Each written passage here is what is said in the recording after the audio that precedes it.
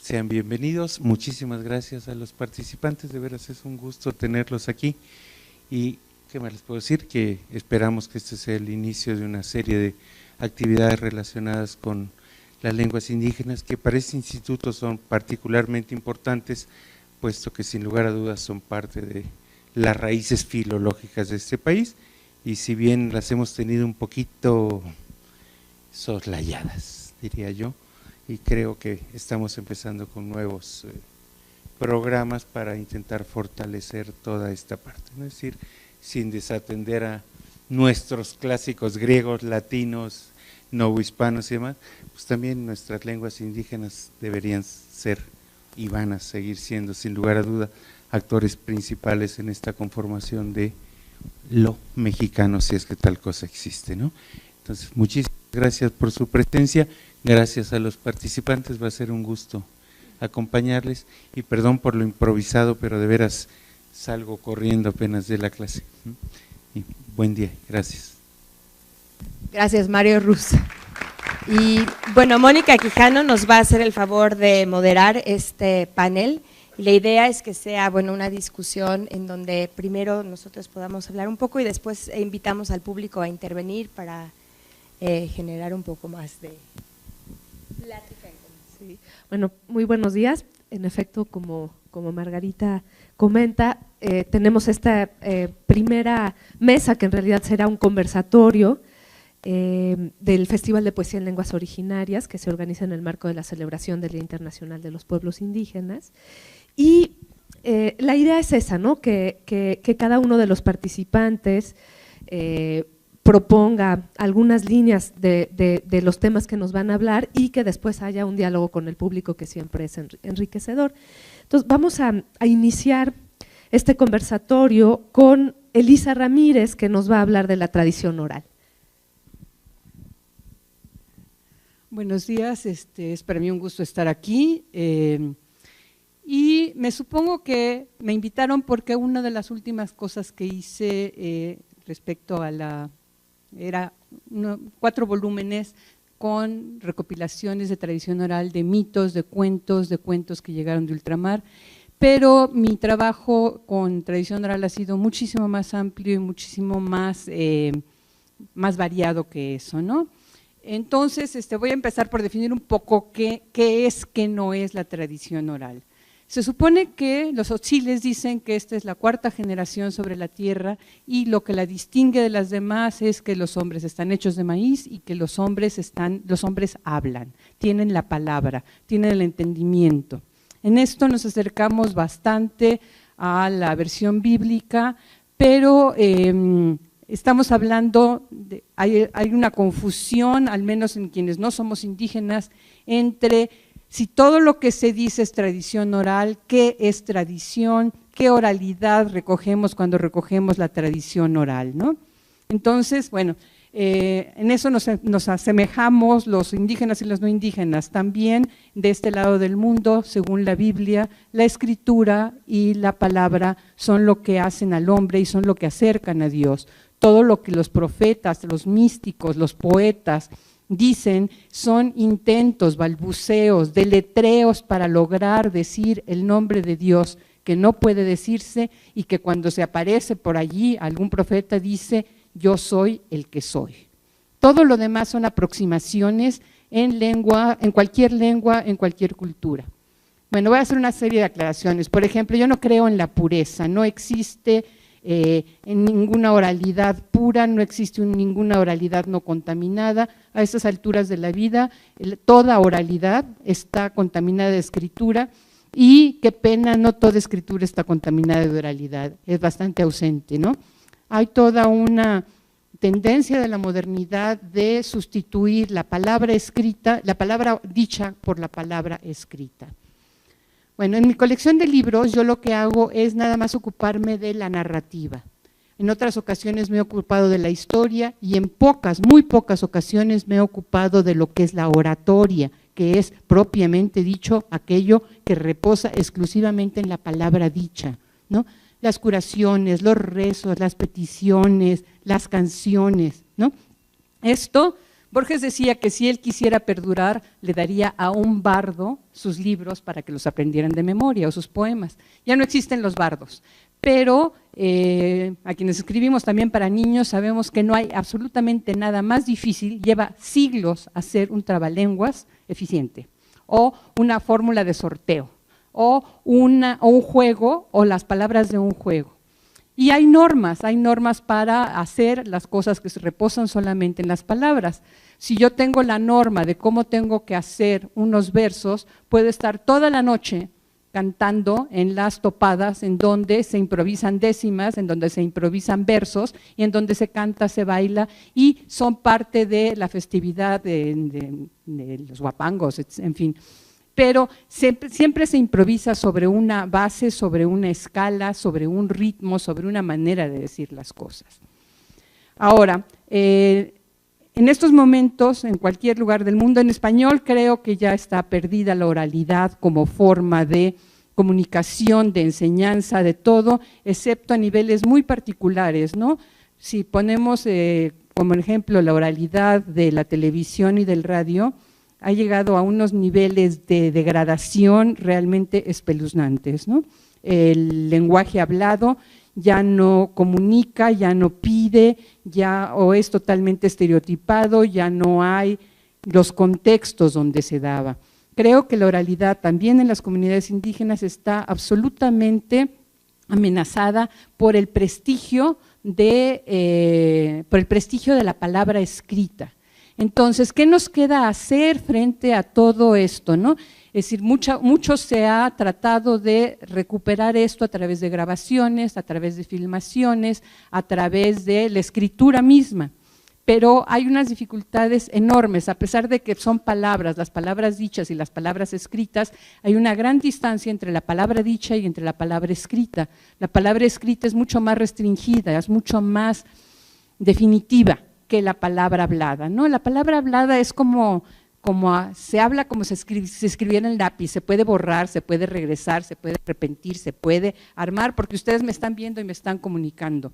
Tiene una manera mucho más directa de decir las cosas, puesto que es una manera de comunicación que mira a los ojos y que yo no sé qué va a pasar. Hoy en día, durante el siglo pasado, los antropólogos, los lingüistas, los filmógrafos, los cineastas, se dedicaron a recopilar la tradición oral donde sucedía o como sucedía o fuera de su contexto, no importa, cuénteme un cuento, y el señor contaba el cuento aunque no fuera una ocasión para contar el cuento, porque nosotros estábamos grabando, ¿no?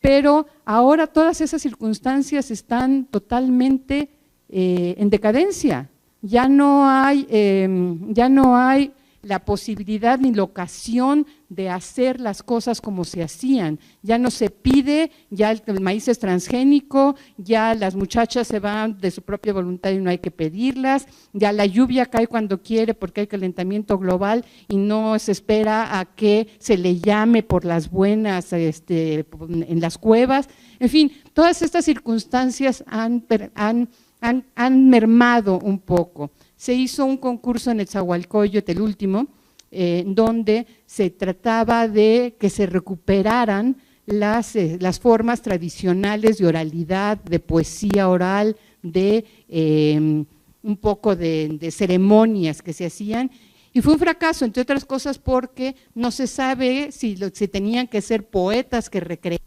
estas circunstancias o si tenían que ser recopiladores, y allí hay una cosa que me supongo que alguien va a tomar, que es la contradicción entre las cosas tradicionales y los autores, y cómo los autores se apropian o cómo apropiarse. De cualquier manera, bueno, pongo esto sobre el punto, sí, ahora sí que muy agonístico, muy terminal de la tradición oral en todas las comunidades, lo cual a su vez empobrece las lenguas, las hace ralas, o la posibilidad de todas las gentes que tienen teléfono pueden hoy en día grabar lo que sucede. ¿Qué vamos a hacer con todo este caos de voces? ¿Cómo las vamos a ordenar? ¿Cómo las vamos a jerarquizar? Sacadas de su contexto no son nada. Y una última pregunta, porque ya esto tiene que ser breve y todo el mundo tiene que participar.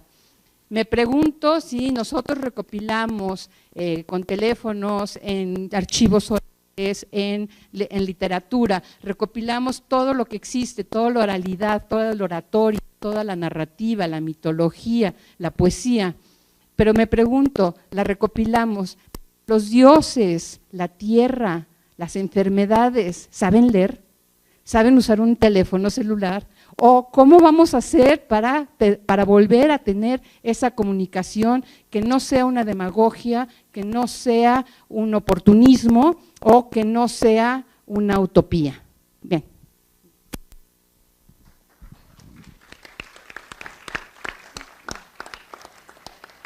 Muchas gracias, Elisa, por estos, sobre todo preguntas, ¿no? Porque justamente la idea es que sea una discusión y creo que lo que planteas, bueno, entre los vínculos entre la oralidad y la escritura y sobre todo este cuestionamiento sobre los usos del registro de las tradiciones orales, es decir, ¿qué vamos a hacer con esos archivos? ¿Cómo circulan? ¿Qué implicaciones tienen hacer esos archivos? Me parece que son fundamentales que hay que estarse haciendo constantemente, ¿no? Sobre todo en el trabajo que hacemos aquí en los institutos o en el trabajo de difusión, etcétera. Vamos a continuar con la intervención de Margarita Valdovinos, que nos va a hablar de las artes verbales, y creo que tanto el tema de la tradición oral como el de las artes verbales son como un buen punto introductorio para poder ir después afinando con ciertos géneros o ciertas coyunturas. Entonces, bueno, Margarita. Gracias, Mónica. Bueno, las artes verbales están realmente relacionadas con la oralidad, ¿no? Podemos hablar de un mismo fenómeno, pero aquí quiero regresar un poquito a esta noción de literatura, que es la que nos hace un poco a nosotros desde el ámbito de la investigación acercarnos a estas tradiciones. Bueno, siempre pensamos en literatura, pensamos en lo escrito, ¿no? Si regresamos a la definición de la RAE sobre literatura, nos dice que es el arte de la expresión verbal. Ahí podemos encontrar una apertura un poco más, donde ya no solo es la escritura, sino también es la oralidad. Pero me interesa a mí tratar de entender de dónde viene esta necesidad de hablar de oralidad cuando hablamos de literatura. Y me parece que en gran parte esta noción de oralidad viene de la historia de la antropología, en donde en algún momento no nada más nos empezamos a interesar por las culturas, sino también por las manifestaciones de estas culturas. Y la antropología, a pesar de que tiene mucho interés en entender a los otros, como les llama, siempre se pone los anteojos occidentales para tratar de entender los fenómenos que presenta, y esa es una crítica que podemos tratar de desarrollar en distintos ámbitos. En el caso de la literatura, lo que vemos es que cada vez que hemos tratado de definir a estas poblaciones que no tienen escritura, hemos encontrado una definición negativa para hablar de ellas, o más bien una descripción de lo que no tienen para decir quiénes son. Entonces, si vemos en la antropología, se ha hablado de sociedades sin historia, sociedades sin escritura, sociedades frías, como un concepto de sociedades que no tienen una producción intelectual o material sobresaliente, ¿no? Y lo que ha pasado es que también hay una crítica a estos conceptos que en realidad no nos explican qué son, sino qué no son estos diferentes pueblos del mundo. Y el concepto de artes verbales surge como una respuesta para dar una definición de lo que sí son. Entonces, cuando hablamos de artes verbales, aparecen tres aspectos muy importantes de estas tradiciones literarias que no tienen que ver con la escritura y que tienen que ver con la oralidad, pero ahorita vamos a ver con qué más tienen que ver. Bueno, en primer lugar, vemos que son expresiones artísticas y estéticas, ¿no? Lo vemos en la palabra artes. El hecho de que esté en plural quiere decir que también hay una variedad de manifestaciones de estas tradiciones. Y finalmente, cuando hablamos de verbales, artes verbales, nos damos cuenta que son manifestaciones en donde sobresale la presencia de la lengua. Ahora es importante no limitarnos nada más a este aspecto lingüístico de las tradiciones verbales, porque en realidad se trata de complejos culturales muy interesantes en donde la palabra siempre aparece atada a otro tipo de manifestaciones. Podemos pensar, por ejemplo, en la música, pensamos en la danza, muchas veces las recitaciones de un ritual aparecen también ligadas a imágenes, a ciertos movimientos. Pienso en los cantos védicos, en donde siempre se tienen que aprender los cantos con ciertos gestos de las manos. También existe una relación muy estrecha entre la enunciación de este tipo de tradiciones con la elaboración de objetos rituales o incluso con interacciones particulares, ¿no? Entonces, todo esto nos lleva a concebir una especie de arte literaria, oral, pero también que presenta una complejidad en donde ya no nada más es objeto de la literatura. Y en estas tradiciones, uno de los elementos centrales es que muchas veces el contexto en donde aparecen estas enunciaciones es muy importante para entender el contenido de sus manifestaciones lingüísticas, por decirles de alguna manera. Otro aspecto muy importante que contrasta con la noción que tenemos de literatura es que muchas veces en estos tipo de tradiciones no nada más tenemos una enunciación, sino que esa enunciación viene acompañada también del proceso por el cual se aprende y se transmite. Por ejemplo, en los rituales vemos que muchas veces los cantos ceremoniales aparecen en un contexto en donde está la única posibilidad que tienen los especialistas de aprender de qué se trata, los cantos rituales, por ejemplo. En nuestra tradición occidental estamos acostumbrados a que siempre hay una escuela de música, una escuela de danza, una escuela de idiomas, y todo lo aprendemos en contextos especializados para aprender. En estas tradiciones muchas veces los dibujos que acompañan la poesía ritual, las danzas que acompañan los cantos, todo eso solo aparece y solo se puede aprender en la misma manifestación, es decir, en el ritual.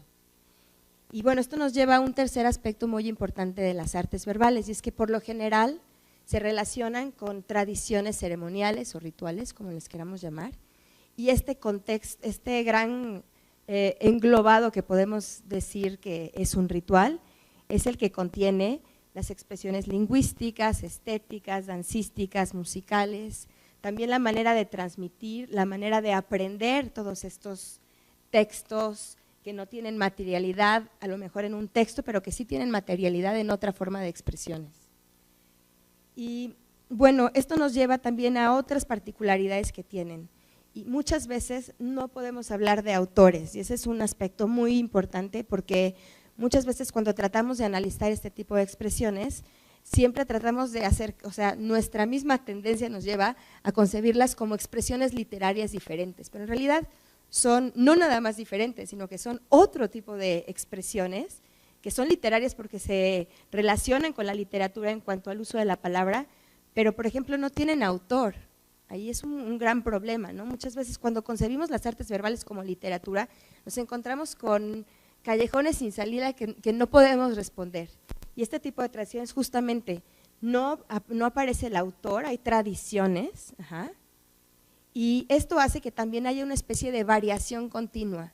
No es que un chamán se tenga que aprender un canto de memoria, un chamán aprende a recitar un canto en un contexto particular, en el que aparecen acciones, música, interacciones, objetos, etcétera, y lo que él tiene que dominar no nada más es la palabra, sino la interacción de todos estos elementos que comprenden el arte verbal del cual él se ha vuelto un especialista.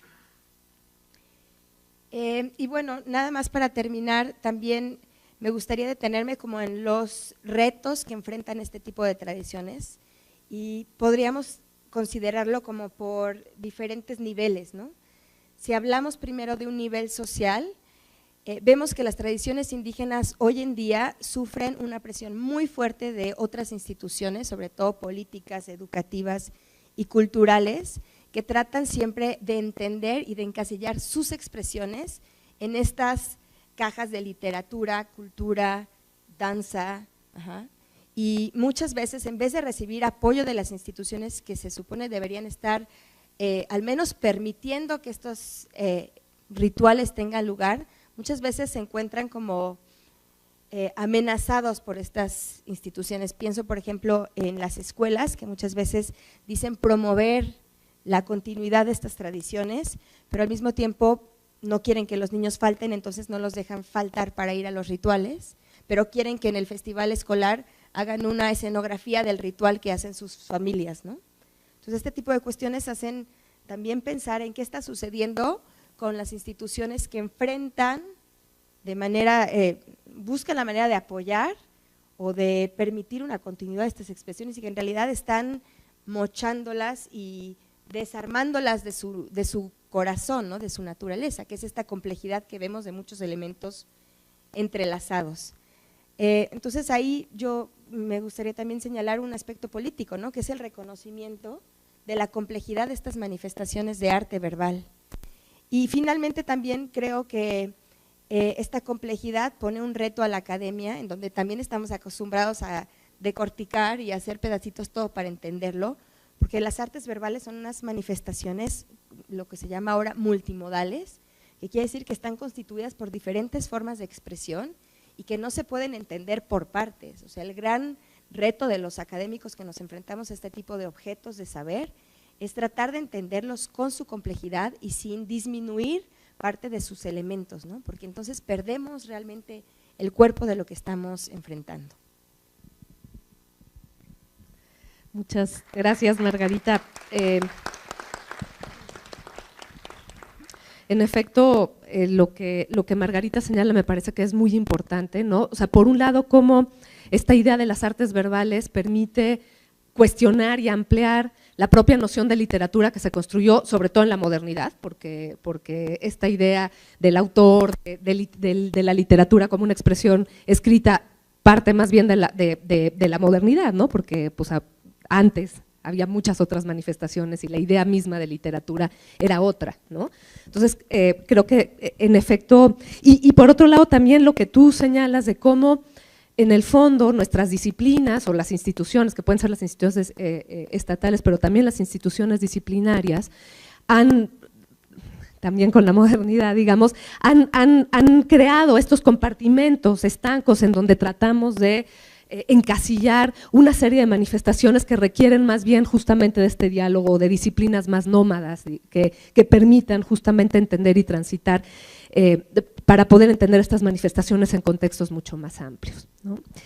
Y bueno, justamente otro de los vínculos de estas artes verbales tiene que ver con la música, como Margarita señalaba hace un momento, y entonces esto nos da pie para la intervención de Fernando Nava, que justamente nos va a hablar de esto. Nat erandes que llamen dicha huecas un gauran maichona puguandacua buena nisguandan chushi panzan mario nenaripka tojolaval duranzan hijo uras un gapore pichazan que Dios me llamarin nana Margarita nengas un juarin san guandón surichan sun jingón. En resumen, gracias Margarita, buenos días. A ver, siguiendo un poquito el esquema que nos propuso Margarita para tener aquí la conversación, el intercambio de ideas, excelente iniciativa, la super aplaudo y bueno, aquí estoy con la idea de también aportar un poquito. ¿En qué consiste, verdad, la música? Bueno, pues yo les comparto unas reflexiones metodológicas. Ciertamente hacemos disecciones cuando queremos, no las hacemos cuando no nos convienen, ya ven las conveniencias del género humano todavía, pero en este sentido sí, lo que puedo comentar en el contexto de la poesía y bueno, los respectivos ajustes terminológicos respecto de ese término o respecto de otros para que queden incluidas, pues tendríamos efectivamente formas expresivas, algunas artes verbales no se manifiestan si no es imbricadas con música y a veces con otros códigos, ¿no? Entonces tenemos un reto, adelantando, cruzando aquí los parámetros, ¿verdad?, de los que se nos invitó a platicar. Tenemos un reto que pues no percibo yo que hayamos encontrado ya una línea comprensiva de acercamiento integral a estas expresiones. La mejor evidencia es que tenemos en las librerías cancioneros, abrimos el cancionero y son textos, ¿dónde está la música y dónde están otros componentes? La historia del rock, pues es la biografía de Enrique Guzmán o de quien ustedes pongan como rockero, y dónde está el análisis musical. Entonces, hay, ¿verdad?, unas precisiones que reflejan, o mejor dicho, una observación a este tipo de productos, quien con mejor pluma, quien con más profundidad, pero la mayoría de los acercamientos que hacemos pues son muy limitados en ese sentido. Entonces, primer asunto, ¿verdad?, del que comento, tenemos manifestaciones que tienen una evidente naturaleza multiexpresiva, multidiscursiva. Hay un discurso musical, hay un discurso literario, hay un discurso mímico. Bueno, esto pues yendo más o menos en el esquema de cuáles son las expresiones, ¿verdad? Y cómo se han abordado estas expresiones músico-cantadas o cantado musicales. Bueno, yo quiero insistir en algo que todos los que estamos aquí sabemos: la amplia diversidad de expresiones en lo que políticamente pues decimos México, ¿verdad? Y políticamente, geopolíticamente decimos pues Oaxaca o Sonora, lo que quieran, ¿no?, como entidad geopolítica. Adentro de ellas, digamos México, ¿verdad?, para seguir en este contexto, prácticamente inimaginable.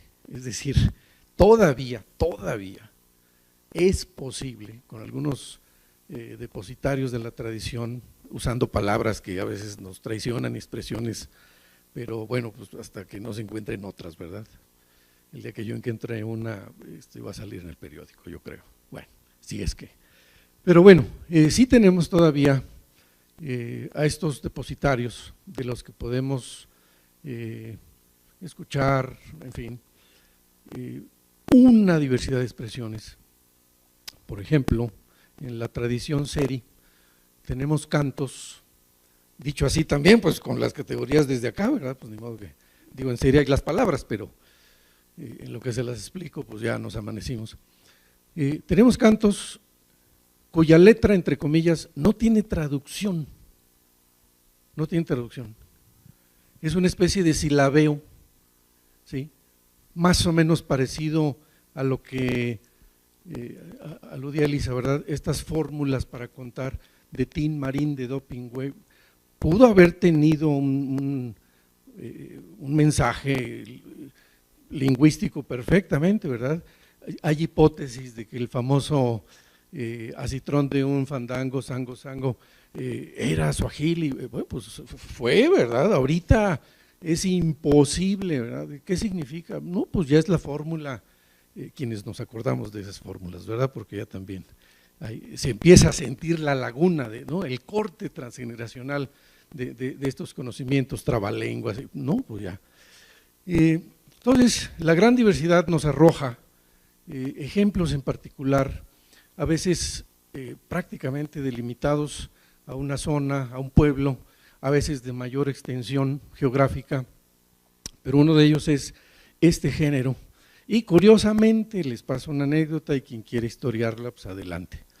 Yo recuerdo cuando mis sobrinas, hacia los años, mediados de los años 90, fines de los 80, pues estaban en primaria, vi uno de sus libros, seguramente el de español, y estaba un famosísimo, entre comillas famosísimo, canto seri de viento alegre que mueves las olas, viento, y según esto es la traducción de un canto que recopiló Francisco Domínguez en sus expediciones de los años 30 entre los seris.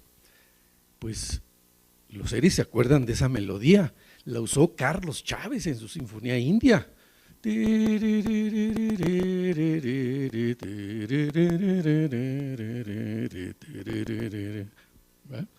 Digo, perdonando ahí la solfeada, pero…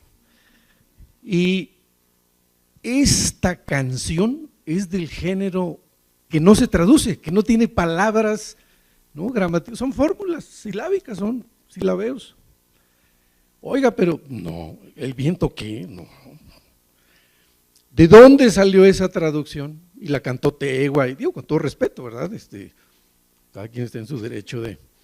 Pero nosotros como académicos, en un tipo de reflexión como esta y otros espacios, bueno, pues situar, ¿verdad?, situar este tipo de tradición, pues no es fácil, o nos exige otro tipo de categorías que no hemos dado cabalmente con ellas, ¿no? Y bueno, pues posiblemente Occidente somos hijos de una tradición que le ha dado sobrevaloradamente un estatus al texto sobre los otros códigos que simultáneamente están presentes en las manifestaciones, ¿no? Gestos, música, baile, y ahí están estos cancioneros que solo tienen las letras, ¿no? Y pues nosotros nos comenzamos a preguntar cómo los distintos géneros pudieran distribuir el significado de cada uno de esos discursos respecto de la obra en su totalidad. Es decir, si nosotros escuchamos, por ejemplo, un romance, pensando en la tradición, pero también hay géneros narrativos en las literaturas, en los pueblos indígenas, ¿verdad? En otras no solo, pero bueno, si pensamos en un romance y la música de un romance, es muy diferente la función musical, o al menos eso pensamos algunos, de la música que tiene una canción, ¿sí? Una canción lírica, en virtud de que el romance, en general, pone efectivamente el énfasis en el hecho que está narrando, y la música, digamos, que está de relativo acompañamiento, sin aportarle mucho al significado. Y bueno, pues ponerse a chiflar la música de un corrido resultaría, entre comillas, aburrido. Todo es relativo, ¿verdad? A diferencia del peso que tiene la música, en una canción, donde no solamente la letra pretende llegar a cierto, ¿sí?, despertar, sino la música también.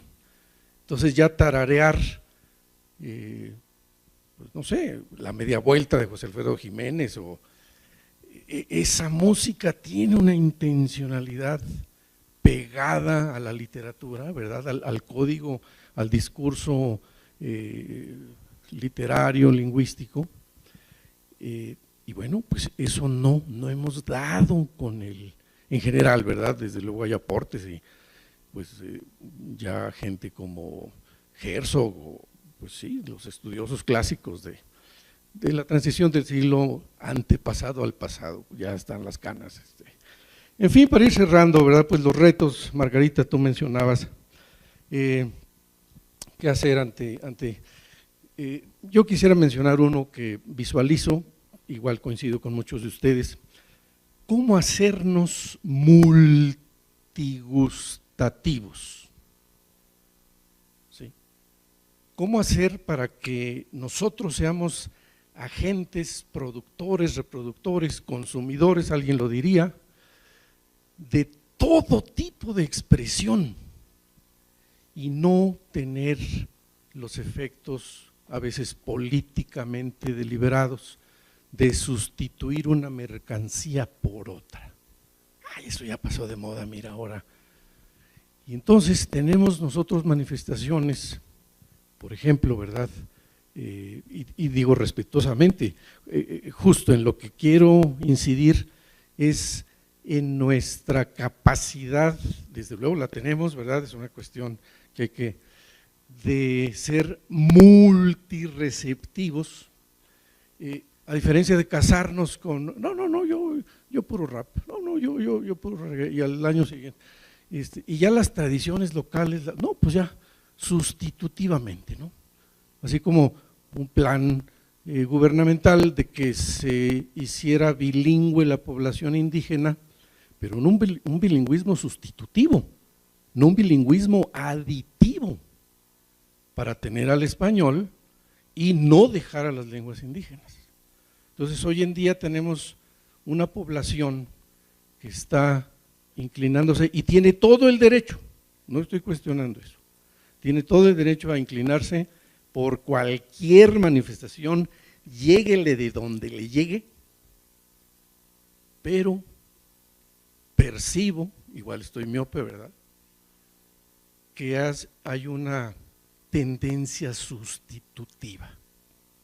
Bueno, el canto gregoriano hoy en día, en general, ¿verdad?, hay excepciones, se canta solamente en salas de concierto, ya no en la función. Las misas de Mozart, pues vamos y nos sentamos, y cuando en aquel entonces pues era la música de la misa donde la coronación del rey y ha cambiado de función, ha cambiado de… Entonces posiblemente, ¿verdad? Nosotros, pues los sones ismeños, lo mije, ¿verdad? Lleguen a ser música de concierto, pero bueno, si esa es la alternativa para conservarlas, como ha sucedido para otros géneros en otros ámbitos culturales, pues quizás deliberadamente podamos hacer un plan para recanalizar hacia allá y mantener de alguna manera. En fin, son reflexiones, les digo, unas por el lado metodológico, otras pues de preocupaciones que seguramente ustedes las tienen mejor formuladas que yo. Y bueno, de nuevo, Margarita, muchas gracias por la oportunidad y a ustedes por su atención.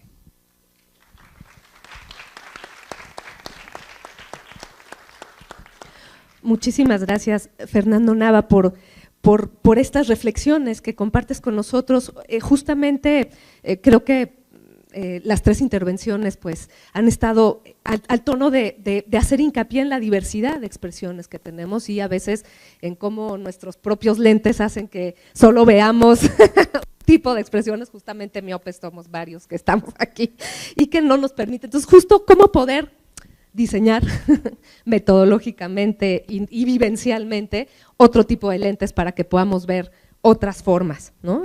Para poder promover comunidades interpretativas, comunidades receptoras que sean capaces justamente de poder apreciar esta diversidad de expresiones.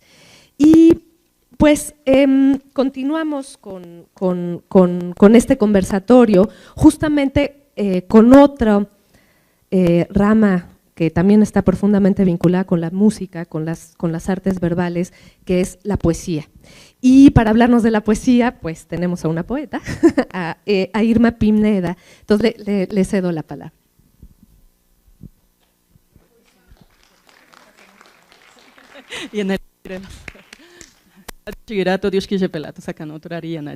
Muy buenos días, gracias por su compañía.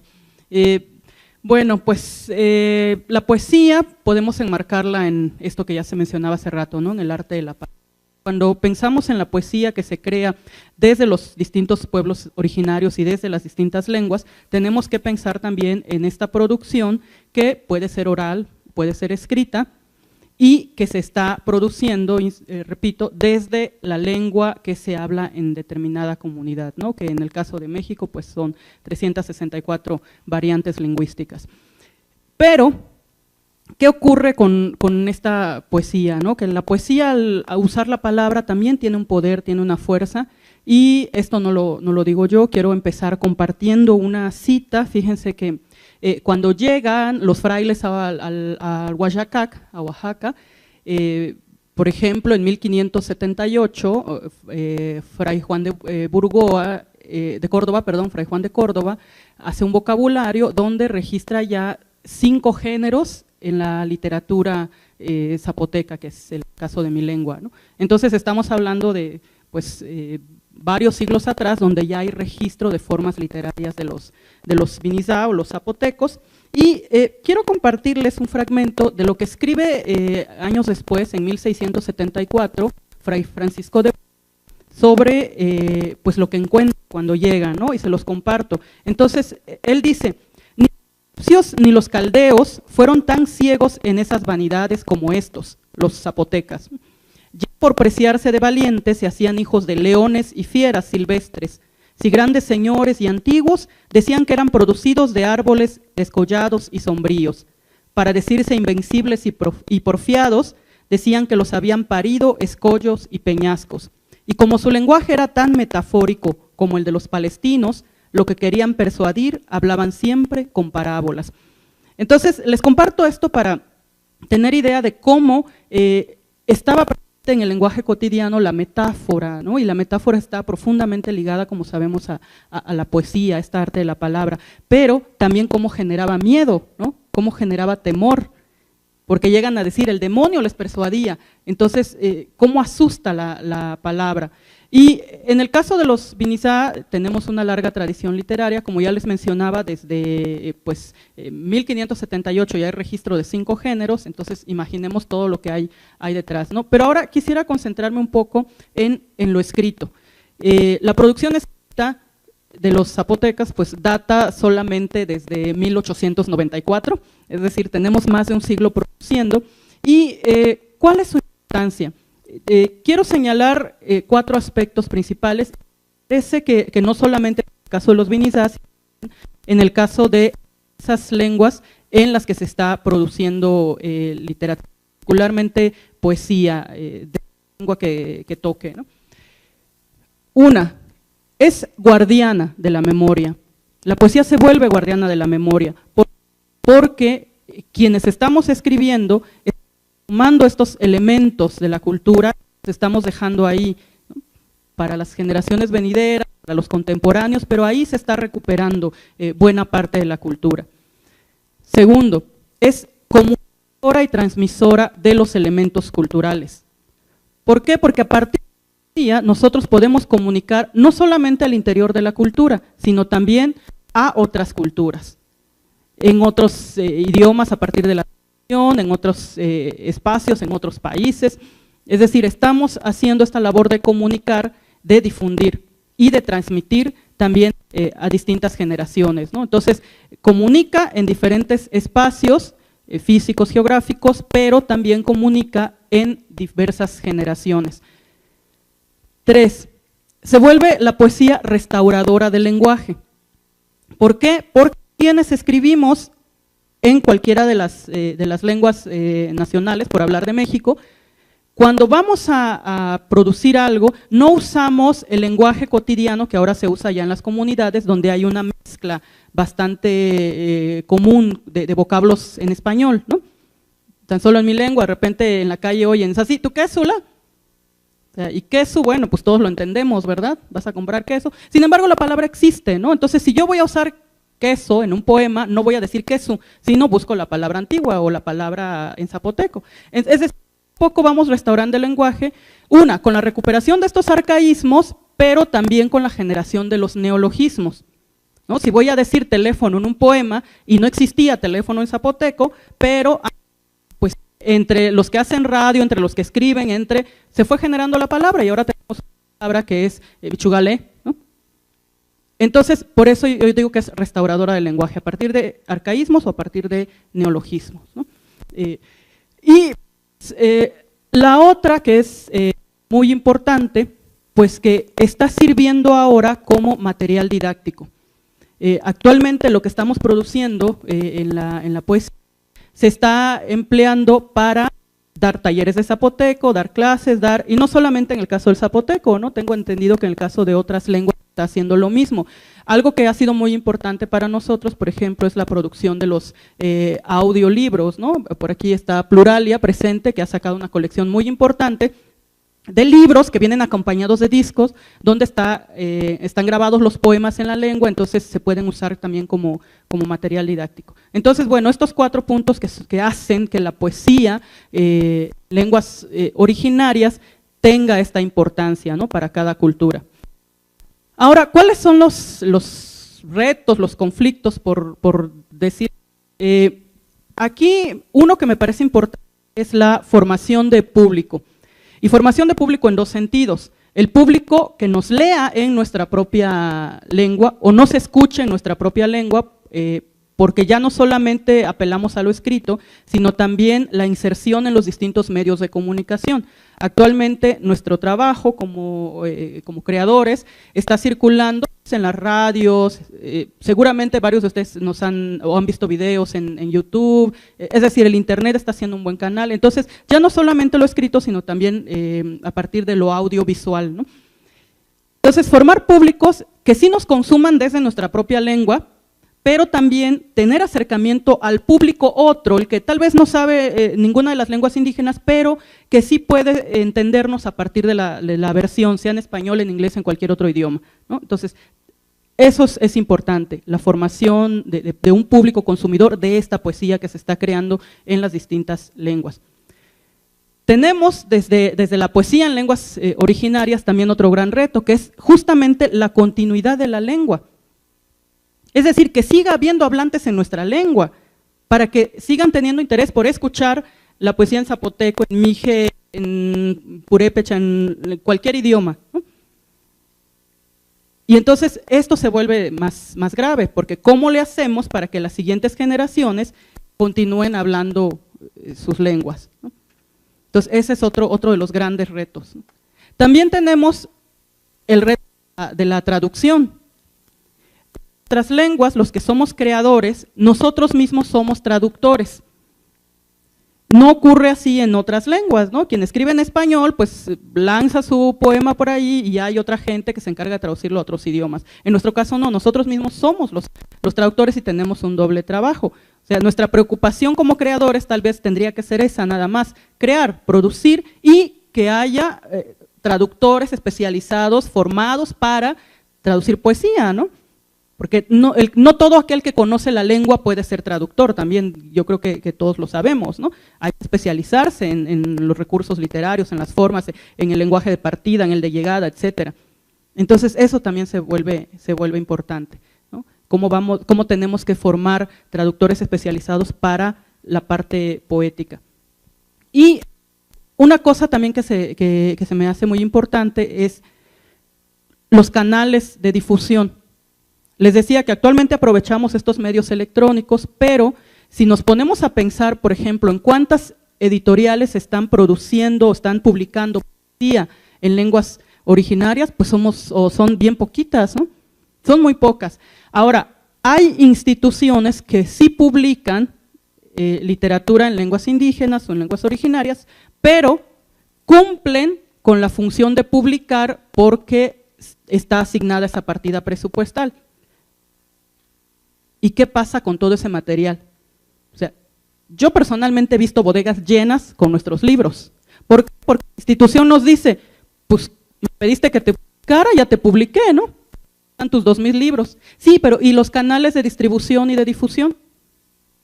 De eso ya las instituciones luego no se preocupan. Entonces eso también está fallando y es un gran reto. ¿Cómo le hacemos para que una vez existiendo el material, circule, se mueva, se difunda, se publicite, sea consumido por los hablantes de nuestras lenguas, pero también, como les decía, por el público otro, ¿no?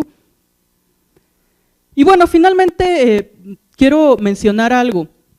Los que escribimos en lenguas originarias lo hacemos también con una postura política, porque la mayoría de quienes estamos escribiendo, de los poetas, la mayoría somos bilingües, y bien podríamos seguir escribiendo en español, digo, como lo hizo Andrés Enestrosa, ¿no? Que escribía en español y sigue recuperando elementos de la cultura. Pero no queremos. Queremos hacerlo de manera bilingüe, queremos escribir en zapoteco, en mije, en tzotzil, en maya. ¿Por qué? Porque hay, les digo, una postura política. Nos parece importante exigir a través de nuestro trabajo cotidiano el reconocimiento de cada una de estas lenguas. Nos parece importante que cuando nosotros nos presentamos en algún lugar, podamos leer nuestros poemas en maya y en español, en zapoteco y en español, en náhuatl y en español, y tal vez ustedes no lo entiendan en la primera versión, pero están escuchando el sonido de nuestras lenguas y están entendiendo cómo fluye, cómo tiene su musicalidad, su ritmo, y cuando lo escuchen en otro lado podrán decir, así como ahora dicen, ah, está hablando en italiano, está hablando en francés, ¿no? Que lo identificamos rápido, y que así mismo en cualquier lado ustedes puedan decir, ah, eso es náhuatl, eso es maya, eso es tzotzil, ¿no? Qué bonito sería. Entonces, hay esa postura política porque es una constante demanda y exigencia del reconocimiento de estas lenguas. Entonces, eso me parece importante también. Y ahorita que mencionaba Andrés Enestrosa, también me vino a la mente otra función que está cumpliendo actualmente la literatura o la poesía escrita. Fíjense, durante muchos años lo oral estuvo nutriendo a lo escrito, pero ahora también está pasando algo. Lo escrito está volviendo a nutrir lo oral. ¿Por qué? Porque había muchas historias que ya se habían dejado de contar de manera cotidiana. ¿Por qué? Porque también perdimos ese contacto. Antes nos sentábamos con los abuelos, con los padres a contar historias, ¿no? Después eso se perdió. Y al perderse este contacto familiar, este contacto del círculo familiar, también desaparecieron estas historias. Pero como varias ya habían sido escritas, entonces ahora justamente se está retomando de lo que se escribió para volverla a contar como ejercicios escolares, como que se les dejan ahora a los niños para conversar con los abuelos y recuperar a partir de lo escrito ahora y devolver vida a la oralidad de estas historias, ¿no? Entonces, bueno, son los que quisiera mencionar, hasta aquí lo dejo para no prolongar, ¿no? Gracias.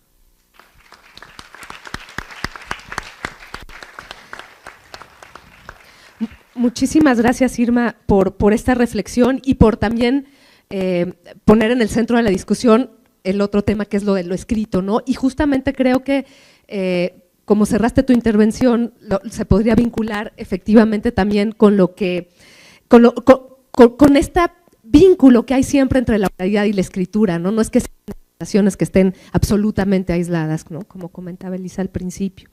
Y vamos a continuar justamente con esta reflexión sobre las literaturas en lenguas originarias. Y para ello, pues le voy a ceder la palabra a Yasnaya Aguilar. Buenas tardes, ya son tardes, creo que sí. Muchas gracias por la invitación, para mí es un honor estar aquí y con estas personas especialistas en estos temas. Y bueno, es también un tema que me apasiona mucho, como de reflexionar, ¿no? Yo quisiera tal vez argumentar que para empezar hay una falsa oposición entre lenguas de tradición oral y lenguas de tradición escrita, creo.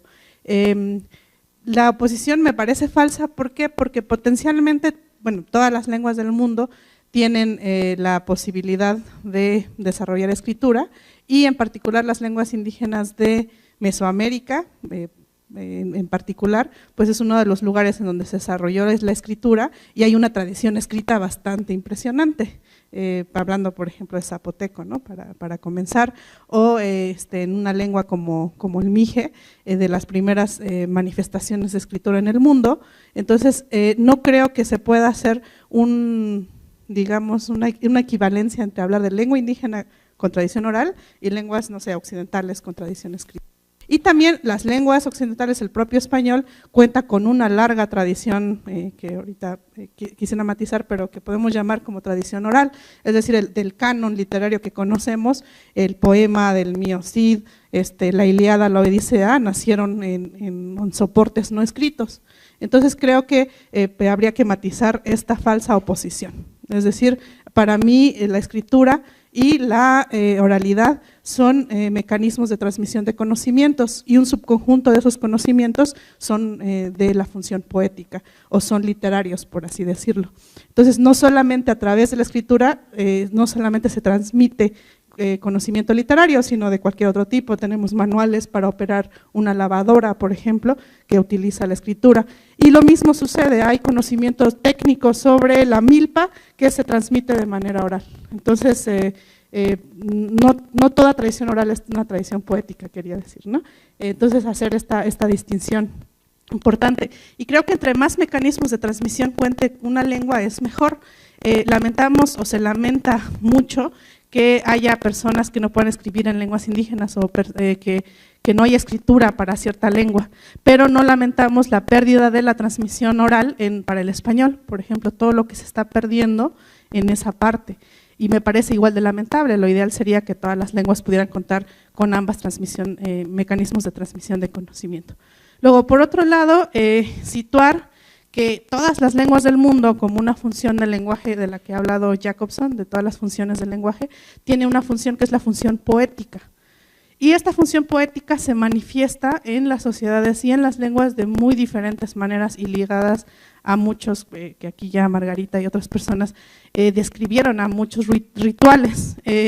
Pensando en, por ejemplo, la literatura, creo que es muy importante situarla históricamente, es decir, calificar de literario la Odisea es un poco anacrónico, porque la literatura como la conocemos ahora es un fenómeno sí poético, pero sobre todo es un fenómeno social. Se empieza a utilizar sobre todo, como ya apuntó Cristina Rivera Garza, a finales del siglo XVIII.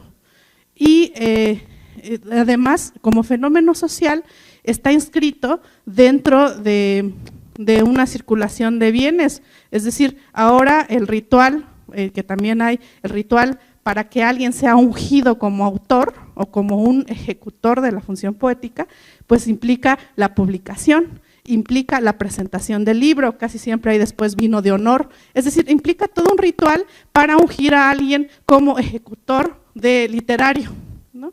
Y además se produce un objeto concreto que es un libro que entra en una circulación del capital, que se vende. Entonces, todo eso me parece que es muy importante apuntarlo y en ese sentido me parece importante diferenciar la función poética de la literatura. La literatura me parece una expresión concreta, históricamente y socialmente situada, culturalmente situada, de un fenómeno más grande que es la función poética. Ahora, yo tengo ciertos conflictos con llamarle literatura en lenguas indígenas a ciertas manifestaciones propias de una tradición que yo prefiero llamar mnemónica. ¿Por qué no prefiero llamarla tradición oral? Porque la oralidad es un rasgo intrínseco a todas las lenguas del mundo. Es decir, ahorita estoy utilizando un soporte auditivo, hay una vibración de cuerdas vocales, hay una vibración acústica que está sucediendo. Y no todo lo oral forma parte de la tradición oral. Más bien se le llama tradición oral porque su ejecución, no sé, un canto, es en un momento oral, pero es como si yo leyera un libro en voz alta. Su ejecución está siendo oral, pero su soporte es escrito. ¿Cuál es el soporte de esa tradición? Para mí es la memoria.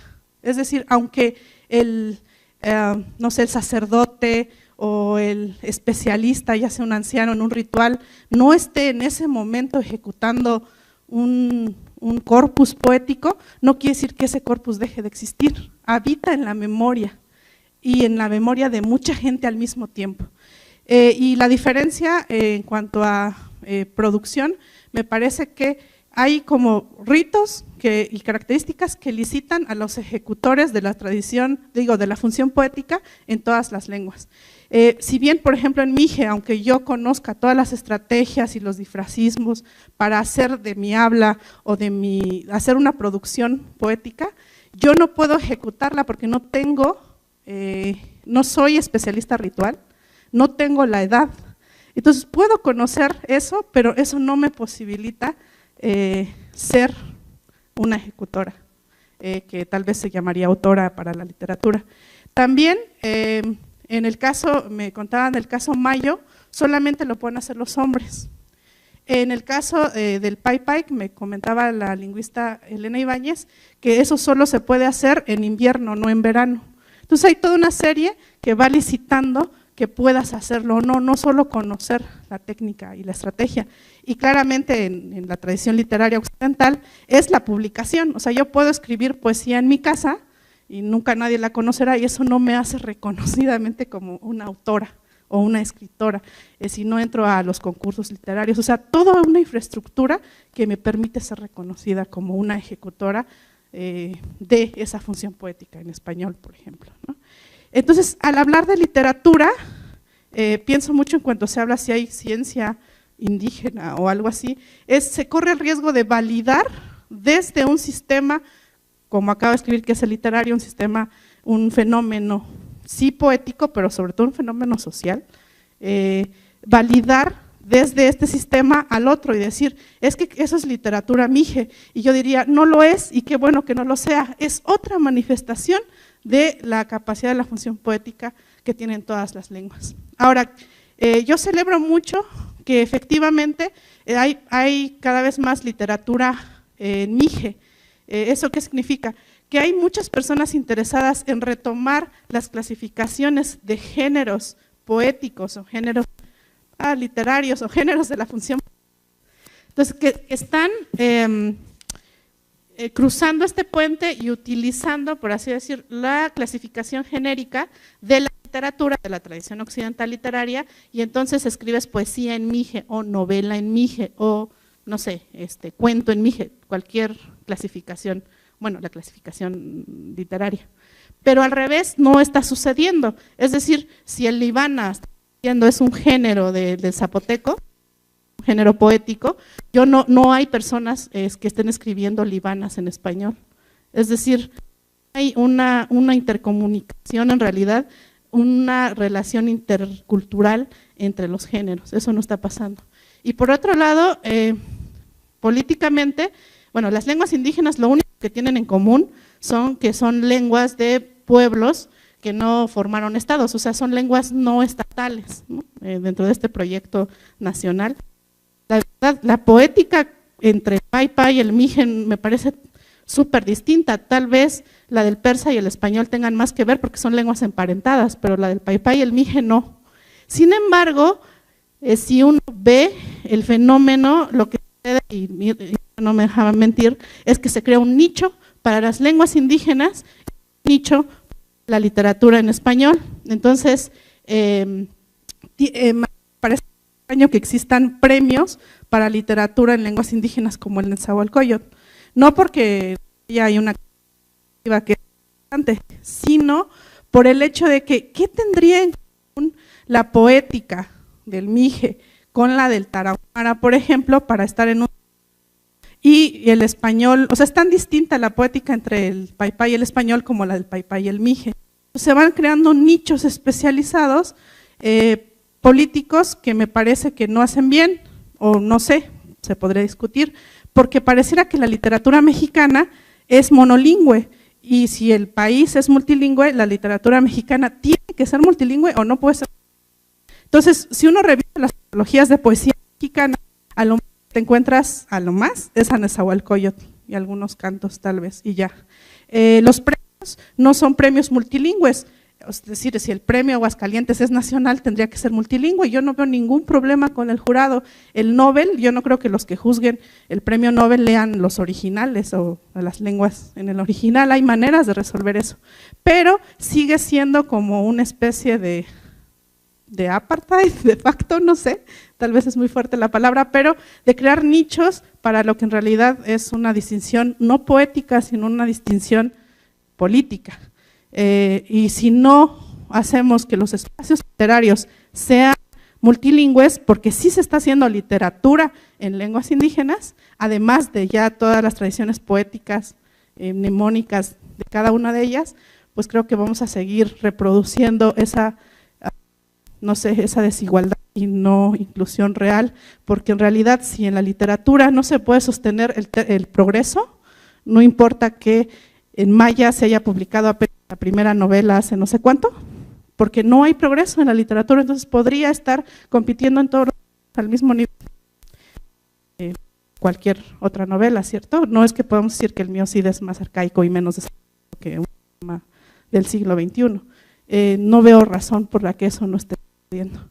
Mientras hay cada vez más autores retomando géneros literarios de la literatura definida como este fenómeno poético, pero sobre todo social, enmarcado en un circuito de consumo, con objetos concretos, con una figura al autor, etcétera. Por otro lado, con la pérdida cada vez más acelerada de las lenguas indígenas, sucede que estos otros mecanismos de licenciar lo poético a través de rituales o a través de eso va a cambiar, eso es imposible de establecer, yo creo que es solo un conjunto.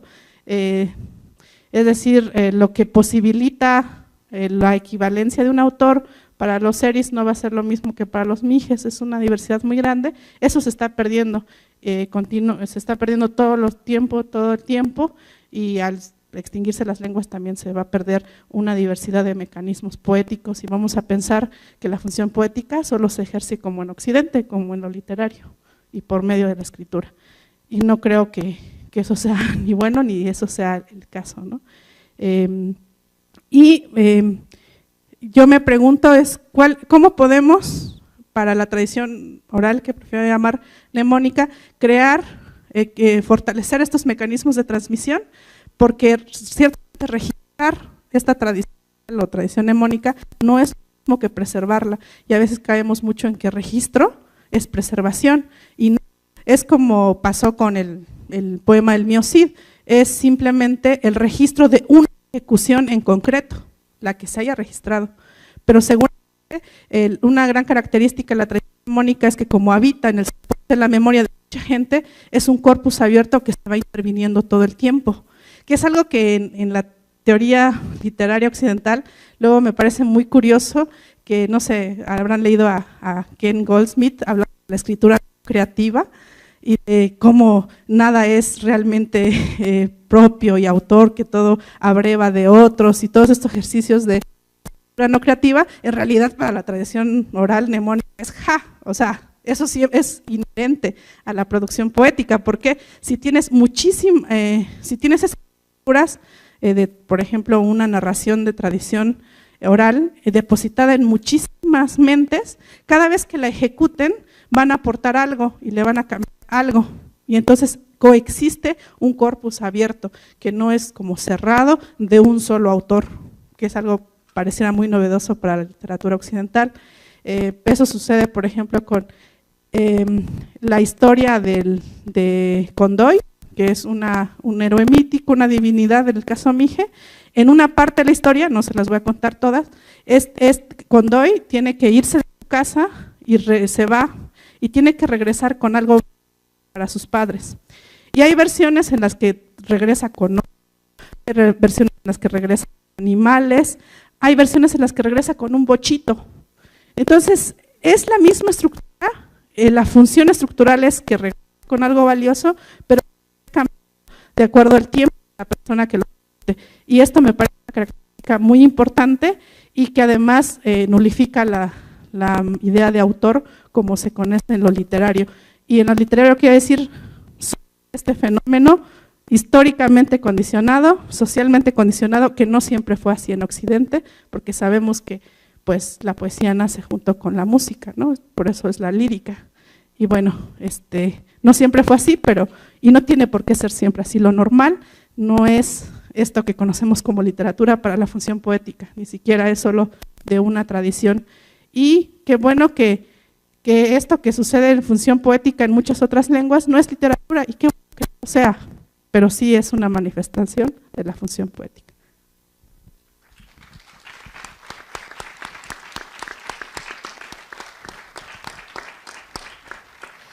Muchísimas gracias, Yasnaya, por esta reflexión amplia sobre justamente que nos sigue poniendo el reto de cómo pensar, de cómo seguir pensando, incluyendo esta diversidad y cómo en efecto cierta noción de literatura muy específica pues ha ido borrando o dejando al lado otras manifestaciones que por supuesto tienen que ver con la función poética que todas las lenguas tienen, ¿no?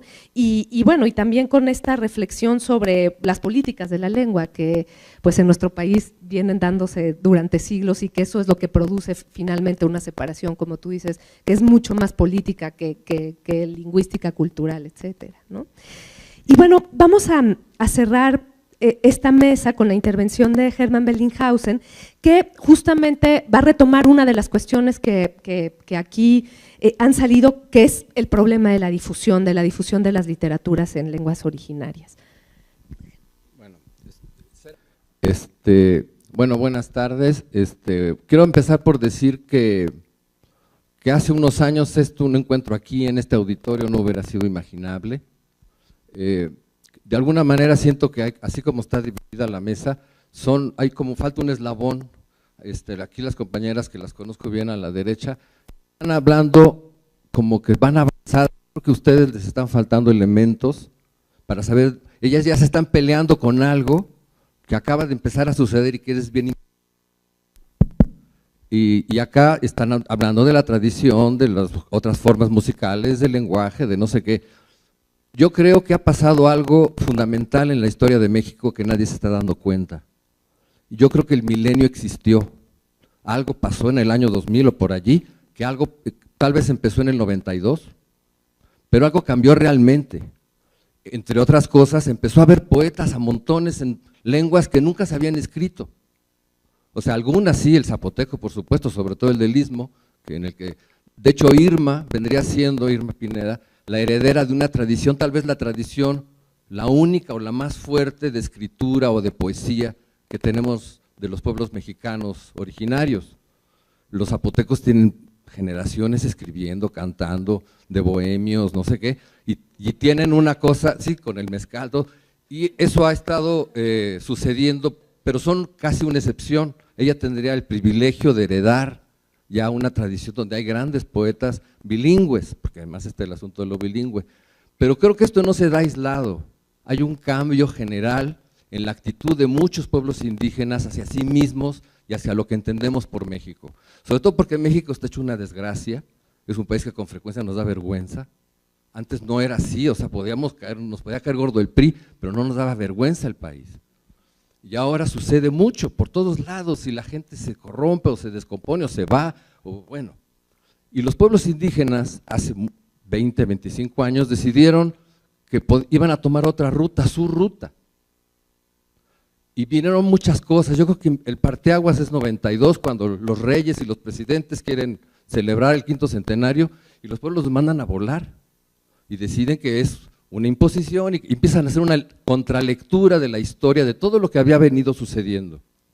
A los 2 años, el levantamiento zapatista, que es clave para este despertar de los pueblos indígenas, yo que he podido hablar con montones de escritores de distintas generaciones más jóvenes, todos recuerdan ese momento como el momento, algunos eran niños, el momento en que sintieron, mira, sí se puede, o sea, podemos no tener miedo, y empezó a haber una actitud diferente, a donde ya no solo se insertaba el indígena que quería ser funcionario, quería ser maestro, sino empieza a haber una pluralidad de cosas, que yo lo ubico, no sé por qué, en el año 2000, cuando realmente empieza a haber una producción, y se empieza a escribir en lenguas como por ejemplo el mazateco, que es una lengua preciosa, que nunca se había escrito, es más antigua que el castellano, pero no se escribía.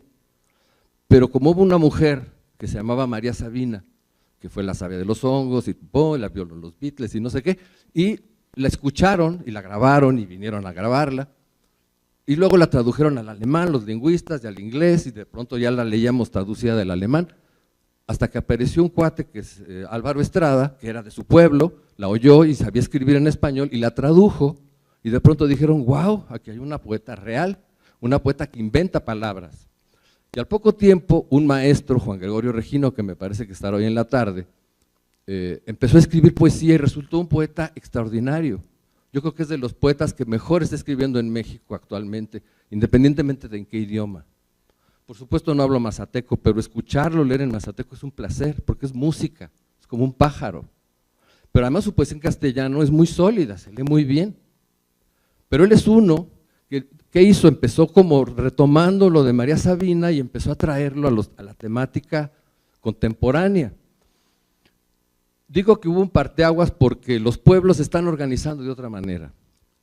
El peligro que corren es mayor que nunca tal vez, porque han sobrevivido 500 años. Y ahora corren peligro lingüístico de perder sus lenguas y sus tradiciones, pero también pueden perder su tierra, pueden perder su nombre, pueden perder la vida. O sea, realmente están en un momento de gran riesgo. Pero creo que son los únicos, no quiero generalizar, pero los grupos, organizaciones, comunidades indígenas que están haciendo algo, son los únicos mexicanos que se están arriesgando ahorita. Ahorita todo el mundo está pensando, con la próxima elección a lo mejor cambian unas cosas. Ellos no están pensando en eso. Y no hablo solo de los zapatistas, hablo de la experiencia de la montaña de Guerrero, hablo de los pueblos mijes, y tienen muchos problemas, los pueblos de hasta Milpalta, que está aquí nomás, y se están yendo en otra dirección, y lo están haciendo muy bien, están ganando los juicios, están defendiendo su tierra, están corriendo a las mineras, y están además teniendo gente que por alguna locura quiere escribir en su lengua. Los chamulas, que son un pueblo tzotzil, vecino a las ciudades, siempre han sido vecinos del hombre blanco. De hecho, es curioso cómo chamula empieza como un insulto, eran los mulas que les cargaban a los españoles, y ahora es una de las identidades más poderosas de pueblos indígenas en México. El chamula es chamula donde esté, y se viste de chamula en la selva, que están con la lana, o en Estados Unidos, o sea, y ese pueblo chamula particular, bien priista, bien peleonero, ha producido decenas de poetas en lenguas tzotzil, decenas. ¿De dónde le salió? No sé. Y algunos de ellos realmente buenos. Y eso ha pasado en muchas lenguas, unas numéricamente menos que otras, pero en este momento, no exagero si digo que por lo menos hay unos 150 poetas que han publicado o están publicando en lengua indígena. Hay lenguas, por supuesto, dominantes. Tal vez hay un dato que tienen que saber. México tiene la 4ª parte de la población indígena total del continente americano. Ese es el país más indígena del continente. Claro, proporcionalmente Bolivia, Ecuador, Guatemala nos ganan, porque tienen una población menor y algunos son hasta más de la mitad. En Bolivia incluso gobiernan. Ahora, eso es parte de la transformación, ya hasta gobiernan países completos, no será nuestro caso nunca, pero como ya saben que no va a ser su caso, se van a gobernar a sí mismos y es lo que están haciendo. Entonces, montón de pueblos originarios, los Mepá, en la montaña de Guerrero, los mixtecos, ya un poco han tomado el destino en sus manos por primera vez, más allá de los partidos, de las religiones, de las iglesias. Por supuesto tienen todo en contra porque el gobierno, las empresas, no quieren que eso pase, está sucediendo a pesar de lo que los poderes quieren. Y yo creo que en esto, para venir al tema de la poesía ha sido como una de las lanzas por las que se han abierto. Por supuesto ya Elisa y está cuestionando, y también Yasnaya, el papel del escritor como autor, como figura, como individualidad, muy en la idea del mercado capitalista, que es verdad, pero bueno, aquí está un editor de libros, ningún capitalista, o sea, no es un negocio capitalista publicar en zapoteco, perdón. Y una cosa que está pasando, que es que también estos nuevos autores son gente del siglo XXI, es decir, no están pensando, sí pueden estar pensando porque están recuperando el maíz y las tradiciones, pero ellos están en Facebook y ahora muchas veces no necesitamos la galaxia de Gutenberg para que la gente escuche, las lenguas están en YouTube, no sé qué, las formas musicales, yo entiendo que hay una preocupación porque se pierde la tradición, pero el hip hop ha sido fundamental para el despertar de la actitud de los chavos zapotecos, de los chavos mijes, mayas, y en América Latina también, hip hop y rock. Los chamulas tienen un montón de bandas de blues que cantan blues acá con requinto en Tzotzil, o los seris tienen una banda estupenda. Hace poco conocí un grupo como de fusión que son mayos de Sonora, extraordinarios. Y luego los mijes que tienen la escuela de música y que no solo tonan la música mije, las bandas y no sé qué, sino ya traen una onda experimental tremenda. Hace no mucho estuve en un concierto en el metro de Zapata, que es ese pasillote, que era solo un trompetista mije de la escuela, tocando, que ni Miles Davis quiero decir, era totalmente contemporáneo, estaba haciendo una especie de experimento sonoro en el metro. O sea, quiero decir, estamos en el siglo XXI y tal vez los pueblos indígenas más que nosotros, porque ellos sí tienen un sentido de futuro. Entonces, que empiecen a escribir, claro, ahora implica que haya estrellitas y estrellotas y los premios, que también me parecen un poco inútiles, pero es porque se inserta en el sistema cultural como funciona. O sea, ustedes para pedir una beca de creadores, de investigadores, de no sé qué, los premios cuentan muchísimo, aunque sea un premio chatarra como todos, pero si tienes 5 premios, entonces es importantísimo. Entonces ahora hay mucho, y como también la literatura indígena, ahí hay una cosa como protectora de, ahora ya hay escritores indígenas, vamos a darles premios, vamos a publicarlos, vamos a hacer eventos como este y como otros, y eso es como una cuota cultural. Es como antes hay que poner mujeres en las mesas, ¿no? Ahora hay que poner escritores indígenas. Son cuotas, y hay fondos, y hay premios, y está muy bien porque lo promueve, como de alguna manera lo enseñaron también los zapatistas, perdón que los mencione, cuando Salinas empezó a repartir todo su dineral de solidaridad, pues ya agarraron para las armas. Entonces, si aquí les dan premios, no sé qué, con eso me van a publicar y mi lengua se va a conocer y va a haber un disco y no sé qué, pues venga para acá, ¿por qué no? De todos modos es de todos, ¿no? Entonces, yo creo que forma parte de una esperanza de México, a pesar de las críticas muy sólidas que pueden tener Elisa y Yasnaya sobre todo, de la figura del escritor, porque además ahora ya son jóvenes, pero por ejemplo Uber Matigua, que no sé si va a estar hoy, es un escritor Mepá, o sea, es el único escritor que yo conozco, es el único que escribe en tlapaneco que yo sepa, pero escribe extraordinariamente bien, por lo menos en español, porque uno no lee tlapaneco. ¿Y de qué creen que habla? Del narcotráfico, del opio, de los asesinatos, de lo que es la vida real de los pueblos indígenas. Ya no están hablando del colibrí, del cenzontle, o no solo, también están hablando de lo que es la vida. Cuando una poeta como Enriqueta Lunes, que es una poeta ahora muy conocida, Tzotzil, repito, chamula, hija de caciques chamulas, o sea, es una chamula de verdad. Pero los chamulas son conocidos, sobre todo muy reprimidas, y cuando uno lee y la oye, su poesía cargada de erotismo, dice, wow, esta es una revolución, Es como las mujeres votando en las asambleas de los pueblos. De pronto ya pueden hablar de su cuerpo y del deseo y todo. Digo, que los zapotecos del Istmo lo hagan, bueno, viven en el mar y siempre han sido muy tropicales, pero los tzotziles no. Entonces yo sí creo que tiene un componente revolucionario, a pesar de todo lo que hay de premios y cosas y prestigios y favoritismos. Los anteriores escritores todos acababan de funcionarios, ahora ya pueden ser cualquier cosa, también pueden ser funcionarios, pero ya hay una cosa mucho más repartida y yo creo que es muy saludable a pesar de todos los peligros. El primer peligro es el de que las lenguas desaparezcan. Bueno, el primer peligro es que los pueblos desaparezcan, que México desaparezca. Entonces todo está en peligro, tampoco nos espantemos. Y yo creo que lo que están haciendo algunos pueblos, y mucho como vanguardia, como parte de su vanguardia del despertar, son los poetas. ¿Por qué los poetas? ¿Será porque es más fácil cantar que enrollar, digamos? Y además es un fenómeno único de México, quiero decir, para terminar eso. O sea, en el continente americano hay muchos escritores en lenguas, hay pensadores en lenguas, aymaras, quechuas, pero el fenómeno de escritura que se está dando en México es único, en ningún otro país, con una excepción que son los mapuche de Chile.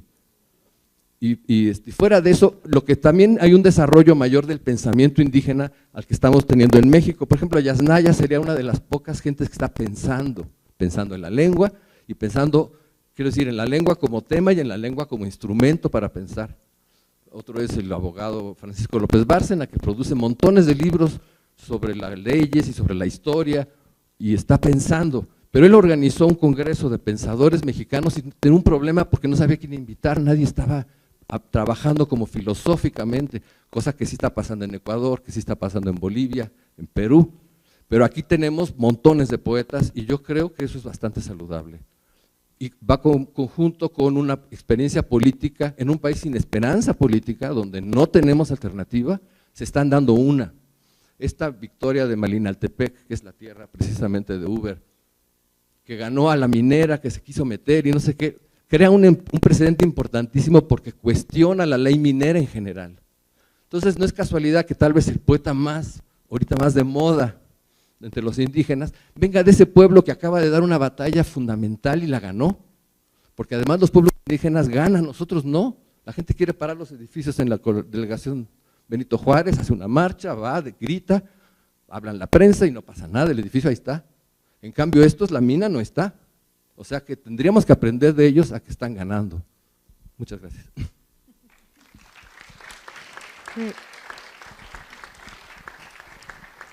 Muchas gracias, Germán, por poner en contexto esta discusión y también quizás nada más completando lo que tú señalabas, pues quizás la poesía es otra forma también de reflexión y de pensamiento, ¿no? Y tenemos tiempo para establecer un diálogo con el público, entonces, podemos empezar para… Muy buenas tardes, mi nombre es Susana Bautista, soy originaria del Estado de México, Mazahua, mis padres son migrantes y mi residencia es entre el Estado de México, Riollos, Buenavista y esta universidad en donde he colaborado ya 24 años. Quiero primero que nada celebrar la existencia de un foro en este instituto que evidentemente es representativo de la literatura por la filología. Y también comentar a Germán, que hace ya alrededor de 15 años sí hubo una presentación con 4 lenguas representativas, estaba ya en ese entonces Irma, que comenzaba con su literatura y que de hecho el primer poema que yo leo de Irma es en hojarasca y se llama Nayeli. Estaba también Natalio Hernández, y otro investigador que hoy también es un destacado escritor maya, que creo que les faltó hablar de los mayas, Jorge Miguel Cocompech. Estuvieron ellos aquí, también estuvo el doctor Nava, estuvo también otro gran lingüista que le debe mucho a los tojolabales, ¿no? El doctor Carlos Lenkersdorf. Aquí mismo yo tomé clases de tojolabal, 4 semestres, era encantador el sistema que teníamos con el famoso TIC, el tic nóstrico. Bueno, esas son un poco mis cartas de presentación. También soy de formación abogada y también estudié letras. Y vengo también de este contexto de resistencia cultural. En esta universidad hace 15 años un doctor guatemalteco llevó a cabo unas jornadas llamadas Las Casianas, en donde reunió a buena parte de los mejores representantes del pensamiento, Luis Villoro, el mismo doctor Miguel León Portilla, Gudrun Lenkerdorf, en fin. Todos ellos estaban reunidos y cada jornada implicaba una reflexión en torno a la temática indígena. En Guatemala, en el 2001, nos reunimos en Totonicapán, una serie de lingüistas en su mayoría, justamente para hablar sobre el derecho a la lengua. Ahí estaba el doctor Nava, ahí estaba el doctor Carlos Lenkerdorf, el doctor Williamson de Guatemala, en sí una serie de lingüistas con un prestigio más que reconocido. Se sentaron esos lingüistas a dialogar con los estudiantes de licenciatura, con los de maestría, con los de posgrado, y todos reunidos emitimos una declaratoria sobre el derecho a la lengua de los pueblos indígenas. Creo que siempre está faltando justamente en estas discusiones, en estos análisis de poesía, el contexto de defensa y de resistencia de los pueblos. Ahí también estaban indígenas guatemaltecos, naturalmente. Y bueno, de esta declaración Adrián Inés Chávez, que fue uno de los que escribió, hizo la traducción del Popol Vuh. Esta declaración después siguió, la tomó Natalio Hernández, y bueno, empezó a caminar por diferentes países, justamente acompañando a la Declaración de Derechos Lingüísticos de Barcelona. Fundamentalmente, ¿cuál es el punto? ¿A qué quiero llegar? Que como bien dijo Germán, hubo un cambio que llevó un proceso muy largo, y ese cambio es justamente el respeto a lo que los pueblos y comunidades indígenas quieren. Y si queremos escribir en lengua y lo podemos hacer y lo llamamos eso literatura, pues es literatura, ¿no? Es justamente la manera en cómo los pueblos resisten, no solamente en la oralidad, que también quiero comentar que no creo que se pierda, los que somos indígenas y venimos de pueblo, sabemos que esa es la discusión externa, que a alguien de nuestra familia siempre se le va a encomendar el rezo, ¿no? Evidentemente hay una cuestión muy íntima que inclusive esa ni siquiera los investigadores o los amigos entran, ¿no? O ciertos amigos entran, ¿no? Y es un poco para los antropólogos, ¿no? Pero a lo que voy es que finalmente también creo que en este contexto está la participación de la mujer, porque si bien es cierto son hombres, hoy en día hay más mujeres y son más las mujeres poetas las que están destacando en diferentes órdenes. Pero se trata de una generación que afortunadamente nos toca estudiar, nos toca asistir a las universidades y algunos tener posgrados. Tal es el caso justamente de la serie de poetas que tiene la colección de Voces Antiguas de Raíz Nueva, o al revés, ¿no? De Raíz Nueva de Voces Antiguas. La mayor parte de las escritoras de estas poetas son jóvenes que han tenido estudios justamente inclusive en el extranjero y que tienen una posición política de resistencia cultural. Eso creo que también se tiene que entender este contexto en donde estamos.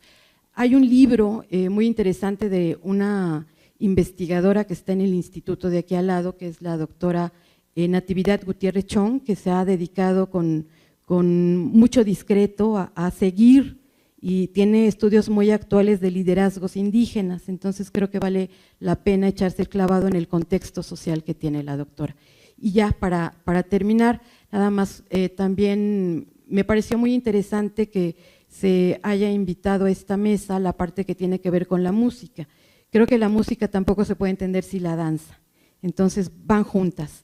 Y finalmente Aurora Oliva, una gran amiga en el estado de Chiapas, está justamente promoviendo esta actividad que tiene que ver mucho con un contexto social de los curanderos, de los rezanderos, y bueno, no hay autoría porque evidentemente pertenecemos a un colectivo, no se puede decir que es le pertenezca a alguien, porque eso también es ver como pensar de manera occidental. Somos colectivos, pensamos justamente, y ya para terminar, yo siempre refiero a poesía indígena porque forma parte de este concepto de lucha jurídica. Son pueblos indígenas porque se reconoce a un colectivo, no porque se esté discriminando a los pueblos con la palabra peyorativa indígena, sino porque se trata de un sujeto colectivo, de ese reconocimiento que se tardó mucho en llegar y que se debe a una lucha de pueblos.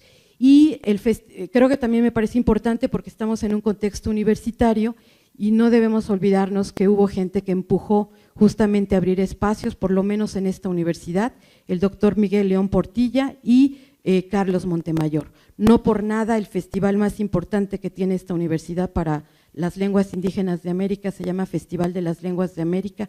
Carlos Montemayor se organiza cada 2 años y pues es uno de los festivales más representativos.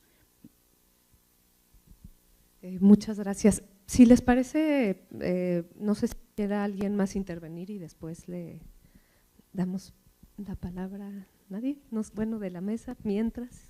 Sí. A ver, Carlos. Muchas gracias, me parece fascinante toda esta plática. Mi pregunta sería, sobre todo a Yasnaya, que nos presenta creo que un problema epistemológico, o sea, en esta crisis en la que el Estado-nación está pues desvencijándose, también hay una crisis del conocimiento, una crisis epistemológica en donde todo se empieza a reorganizar, incluida la poética y dentro de eso la literatura. Entonces es un nuevo momento para pensar cuál es la relación de las poéticas mesoamericanas y las poéticas de estas regiones en relación con otras poéticas, con otras, digamos, hay una frontera que nos trazaron muy bien en esta plática, ¿no? Hay conquistas ganadas, por ejemplo, ahora hay poetas, hay toda una nueva ola de poetas que tienen una tradición dentro de pues el mercado capitalista, ¿no? Literario, es una conquista ganada, pero al mismo tiempo nos plantea un problema que es, hay una frontera que ya no es parte de eso y que entra en relación con otras literaturas, con otras relaciones. Esa era una pregunta.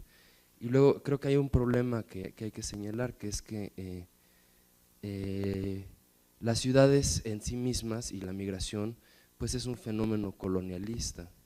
Entonces en las ciudades tenemos el problema de cómo abrir espacios para las distintas lenguas indígenas que ya forman parte de una tradición migrante. En ese sentido, pues no sé si podrían comentarnos un poco de experiencias de escritores o experiencias de las lenguas indígenas como lenguas que migran también, como lenguas que ya no están necesariamente asociadas al territorio.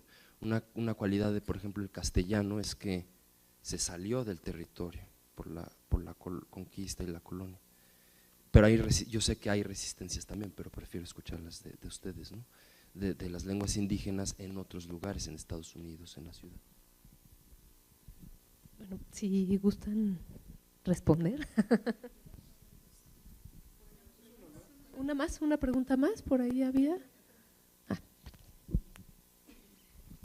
Hola, yo quería hacer una pregunta igual con respecto a lo que mencionaba del autor y era en base a, era para que me dieran su opinión sobre qué piensan de esta fetichización del libro, también, o sea, hacia qué camino va por parte de los escritores indígenas, por ejemplo, los que son poetas, si están haciendo fetiche también del libro, como se ha hecho en Occidente, porque al parecer las lenguas, por lo menos en la región Mije, de donde yo soy, hay pueblos que están perdiendo por lo regular las cabeceras, y entonces cuando uno le pregunta a los niños o le pregunta a los maestros, ¿tú leerías un texto en Mije? Y ellos dicen, sí, pero lo dicen a veces las personas que están en las cabeceras municipales.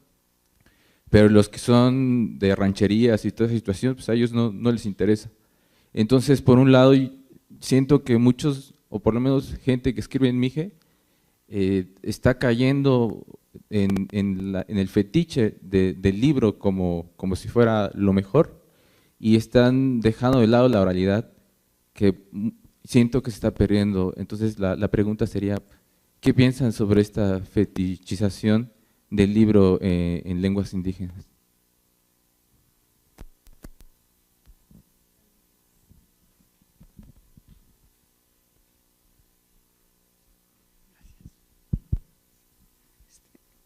Bueno, pues muy buenos días o tardes, desconozco la hora. Primero unirme a la felicitación por la apertura de espacios como este, que se me hacen bastante importantes en la comunidad universitaria, pero también yo creo que un poco el reto también estaría en poder que no solo se quedaran en estas paredes las discusiones y el conocimiento que podemos compartir, sino yo creo una de las misiones, como siempre, estudiantes, pues poder llevar esto a la sociedad en general. Y bueno, eso es un pequeño tema. Y me gustaría plantear tres preguntas aunadas a unos comentarios. La primera es meditar, reflexionar y criticar el concepto de indígena, y aunada al de originario. ¿A qué me refiero? Léxicamente, utilizando este concepto, el léxico de la palabra indígena difiere del de originario. Hay muchas personas integrantes de pueblos originarios que no se conciben como indígenas. Dicen, no, a mí, yo soy mixteco, yo no soy indígena. O más de preferencia, yo soy Ñusabi, con el autonombre, la autodenominación. O lo mismo pasa con los zapotecos. Yo no tanto me identifico como indígena, sino como zapoteco, o como Vinizá, o como Benzá, o como Buniyashon, etcétera. Yo creo que es bastante interesante criticar el concepto de indígena, desde dónde surgió, cómo se utiliza, y claro, tal vez tenga una manera en el que el significado ha cambiado a cómo surgió en la colonia, y de ahí pues aunarlo a lo que nos referimos como lenguas originarias y lenguas indígenas. Pues una primera pregunta, como ¿qué perspectiva tienen? Otra, a partir de la política pública, recientemente con el nuevo modelo educativo, donde se pretende que los jóvenes, pues desde que inician su educación hasta terminar la prepa, si mal no recuerdo, el bachillerato, pues salgan con el dominio de la lengua, del inglés, que claro, o sea, realmente hoy en día el manejo del inglés es bastante importante. Hay una apertura para trabajos en cuestiones académicas muy amplia, esto no se niega, pero ¿qué es lo que pasa cuando se cambia de gobierno? Siempre cuando llega una nueva administración se cambia lo que hizo la anterior administración, se reformula, se cambia, se dice esto no va por aquí, hay que hacerlo de esta perspectiva. Entonces, desde un país tan pluricultural como es México, ¿dónde también queda esa apertura en una educación intercultural? Que además del inglés pues puedan aprender otras lenguas originarias, porque la capacidad que tenemos como especie humana es que no solo podemos aprender una lengua, sino muchas más, así como podemos aprender inglés, podemos aprender otras de las 364 variantes lingüísticas que se hablan en México. Y entonces es otro punto crítico. Y cerrando, tiene que ver con la parte de la lectura en lenguas originarias. ¿A qué me refiero? Yo por supuesto me uno al movimiento de personas que escriben en sus lenguas, en las lenguas originarias, lo cual es bastante importante, pero ¿qué pasa con quienes son también personas que pertenecen al mismo pueblo y que no pueden leerla en su lengua? ¿A qué me refiero? Un ejemplo está cuando vamos a una zona arqueológica o un museo comunitario y ya están las placas en la lengua que se habla en la región, por ejemplo el zapoteco. Pero ¿qué pasa con las personas que son zapotecas y realmente pueden leer en su lengua? He ahí el reto. Si bien existen poemas en lenguas originarias, ¿cuántas personas que hablan esa misma lengua pueden leerla en su lengua? He ahí donde está la parte del español, del castellano. Muchas personas no pueden leer en su lengua, pero sí pueden leer en castellano. Creo que también es otro punto muy interesante de analizar, porque o sea, realmente uno puede comprar un libro y leerlo en una lengua originaria, pero ¿cuántos podemos realmente captar lo que nos está ahí escrito? cuántas personas que son pertenecientes a, o que también hablan esa lengua lo pueden leer.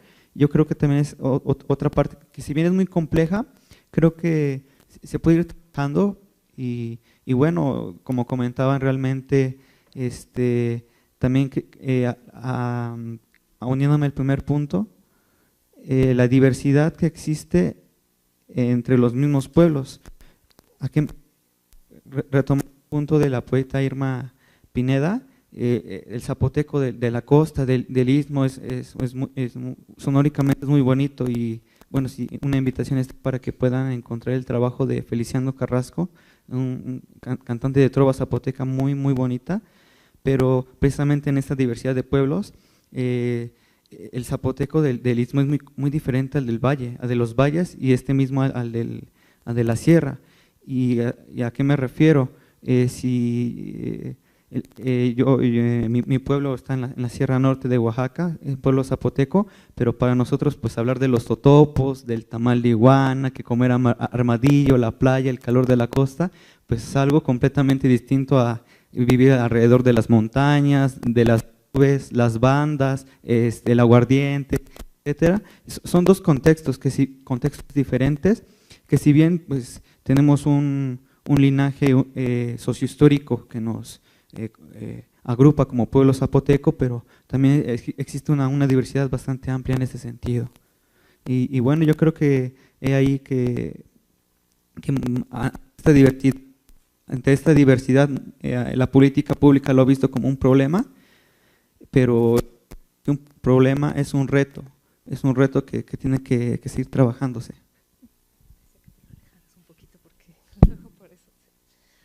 Muchísimas gracias. Bueno, si les parece también ya casi me mato, perdón. Si les parece por cuestión también de tiempo, desafortunadamente ya tenemos que ir cerrando, pues podemos terminar, si quieren, con una ronda de comentarios de la mesa, y con eso ya cerramos.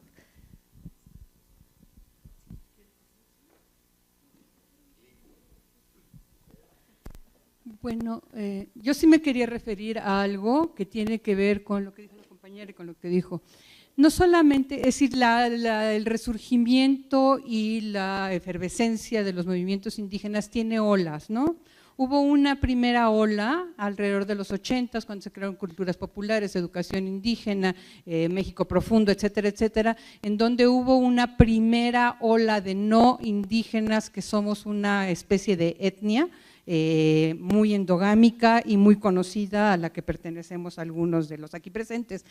Pero yo creo que todo el resurgimiento posterior del que hablaba Hermann Bellinghausen no puede calificarse de resistencia, no es solamente una cuestión de resistencia, y el término no me parece feliz en este sentido, porque es el producto de una lucha, y de una lucha que tiene muertos y que tiene nombre y que tiene lugares, ¿no? Entonces yo creo que a partir de eso la resistencia viene del otro lado, de las instituciones que por razones demagógicas y por razones políticas tiene que responder a toda una serie de requerimientos indígenas para, de una manera no íntegra como la piden los indígenas, sino de una manera totalmente demagógica. Es por eso que los concursos son de autores y al modo occidental o al modo de la literatura, los recursos son y las leyes y todo aquello son al modo occidental, porque quieren seguir traduciendo a las lenguas originarias los conceptos que les convienen a ellos. Entonces yo creo que hay una parte de demagogia que ciertamente hay que aprovechar, pero que la resistencia está ahora del otro lado, porque la lucha está en parte de los pueblos indígenas, ¿no? Nada más eso quería un poco, es decir, no están dando nada y no están concediendo nada, se les ha sacado y todavía sigue siendo bastante difícil sacar las cosas si no es en sus términos, ¿no? Y es que este sistema digiere todo, come todo, transforma todo y para toda y de todos. Y como se dijo aquí también, hay de indígenas a indígenas, como decía un señor de Tlapa.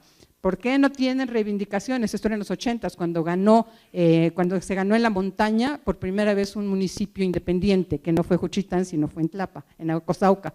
Y entonces le decíamos, ¿por qué no tienen ustedes reivindicaciones indígenas? porque hay indígenas que somos buenas gentes, pero los han hijos de su chingada. Bueno, más bien lo que yo voy a hacer es una disculpa, porque cada una de estas preguntas amerita, por ejemplo, ya la discusión de la categoría indígena, que es algo que me apasiona muchísimo, implica hablar bastante, ¿no? Lo de la fetichización también del libro y concebir que la cultura escrita solo se plasma en libros y no en no sé, en la etiqueta de un producto, en muchísimos soportes, también da para otra discusión muy, muy importante. Y bueno, también lo que se menciona sobre lo de las figuras del autor y de cómo a Occidente le gusta mucho lidiar con individuos, pero no puede con lo colectivo.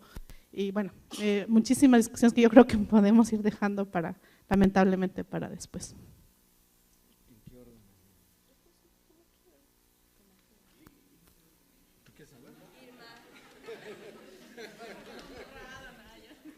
Bueno, yo solo voy a mencionar dos cosas. Una es esto de la fetichización del libro. Ay, qué palabra.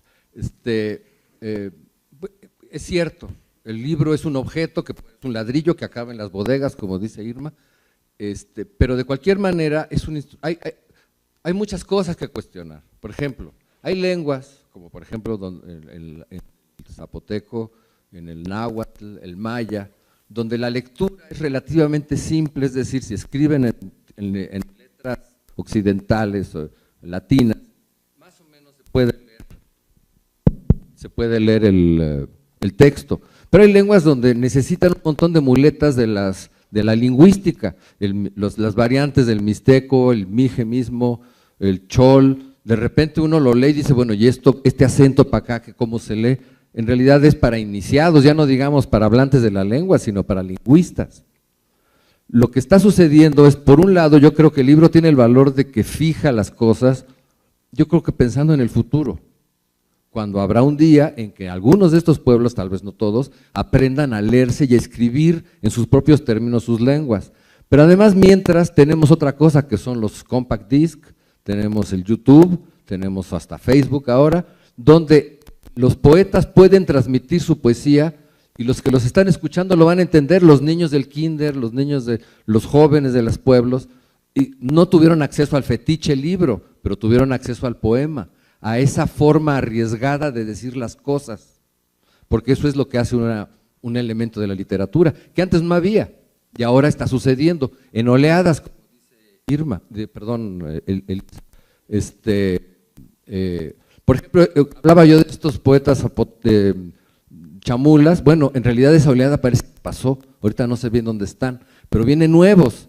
Porque, bueno, estamos hablando de un proceso que tiene entre 15 y 30 años, según le pongamos o sea, es muy joven. En un ambiente, y ese es del otro que quiero hablar, en México está surgiendo una nueva escritura, como de alguna manera tal vez sucedió en el País Vasco, o sobre todo en Israel, donde una lengua muerta se volvió la lengua nacional de un país. Eso no está pasando en el mundo actual, todo el mundo cree que vamos a hablar todos inglés, y está sucediendo en México un fenómeno muy raro que tal vez no lo sabemos entender porque se está escribiendo en lenguas que todavía nadie lee o muy pocos leen. Uno de los retos de los primeros escritores en lenguas originarias era ¿quién me va a leer? O sea, yo hago mi poema histórico, ¿y quién lo va a leer? Pues en realidad muy pocos van a tener que venir a este instituto para aprenderlo a leer. Entonces, pero contamos con todas las tecnologías y además con el futuro. Yo creo que es una cosa que está empezando. Y en un momento en el que la escritura de poesía en México se ha masificado tremendamente. Terminó un periodo donde hubo clásicos, o sea, como el gran figura Octavio Paz y todos sus acólitos, y hasta allí llegó la gran tradición de la poesía mexicana, y ahora hay 500, 600 poetas, no hay antología donde quepan, necesitan un directorio telefónico, y no hay canon, no hay dirección, no hay para dónde ir. Claro, hay instituciones, premios, grupos, se los reparten como siempre ha sido, pero ahora son muchos. Y en ese escenario aparece esta escritura indígena, en ocasiones muy bien escrita en castellano, en otras no tanto, pero que ocupa un nicho particular en este mundo de dispersión en el que vivimos también es posmilenio.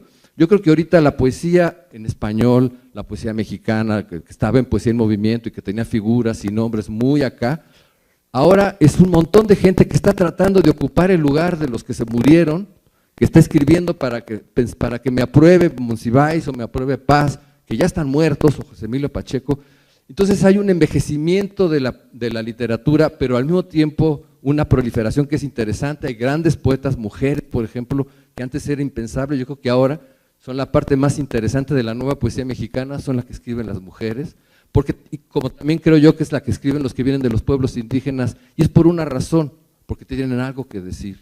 Yo creo que la poesía tradicional en México dejó de tener cosas que decir. A nadie le importa si me levanté hoy y tenía comezón, a nadie le importa.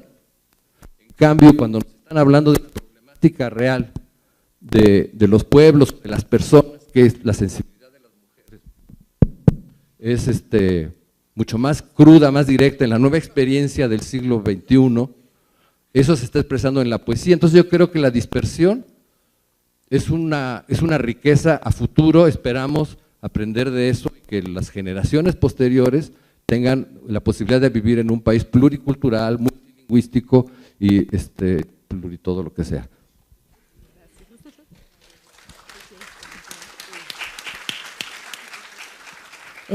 No, creo que cada una de las presentaciones amerita un conversatorio por sí solo, y como no tenemos tiempo, me gustaría hacer una observación transversal, un poco tratando de relacionar con algunas de las preguntas. Bueno, me parece que hay 4 temas que se han repetido de alguna manera en todas nuestras presentaciones. Una es la idea de conservación, innovación, pérdida y transformación. Y me parece que estos 4 temas no los podemos reducir al uso de la lengua. Se trata de contextos que viven una transformación, y son contextos de uso, contextos de transmisión y de creación. Y si lo vemos en el sentido de contextos, vemos que los pueblos indígenas han ido ganando contextos, ¿no? Ahora tenemos el contexto de los libros en lenguas indígenas, los concursos, las expresiones de otros tipos que antes no había. Pienso en los raperos y los hip hoperos en todas las lenguas indígenas que ahora hay, que son de una creatividad increíble, ¿no? Y que están haciendo uso de sus lenguas en contextos que antes no eran para esas lenguas. Y me parece entonces que esta conquista nos deja ver atrás de ella 2 espacios en donde todavía faltan muchas luchas. Uno es el espacio institucional, porque me parece sorprendente que en el Instituto de Investigaciones Filológicas esta es la primera vez que se celebra el Día de los Pueblos Originarios con un evento sobre poesía o de cualquier forma de literaturas. Y también me parece increíble, y me da pena decirlo porque soy muy puma de corazón, pero hace poco me acabo de enterar que en un programa de posgrado decidieron que las lenguas indígenas no podían ser consideradas como segunda lengua. Entonces a los hablantes que están haciendo un posgrado no pueden nada más presentar un examen que ya prepara el INALI, exámenes para probar la fluidez en una lengua, no les consideren eso como una segunda lengua, tiene que ser inglés, francés o alguna lengua docta. Entonces ese es un ejemplo de espacios que faltan por conquistar, ¿no? Y por otro lado, creo que hay otro espacio, y que es un poco el que yo me quise referir en mi presentación, que es el espacio más vulnerable de las comunidades indígenas, en donde vemos un poco las expresiones que no tienen peso contra estas nuevas instituciones y formas de expresiones, que son, pues, por ejemplo, los rituales o otras formas muy tradicionales de expresión literaria también.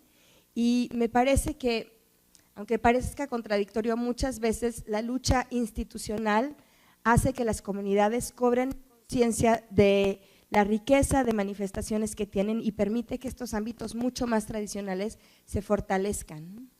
Y bueno, no sé si…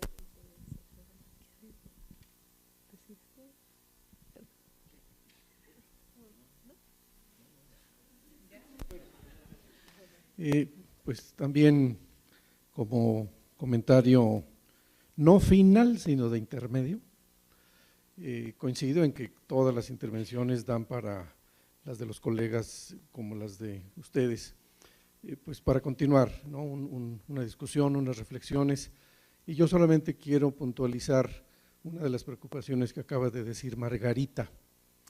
Esta universidad sigue siendo folclórica respecto del tema de los pueblos y las lenguas indígenas, y eso va a cambiar el día en que esta universidad reconozca curricularmente a una lengua indígena y no la siga orillando de talleres optativos de los sábados en la tarde.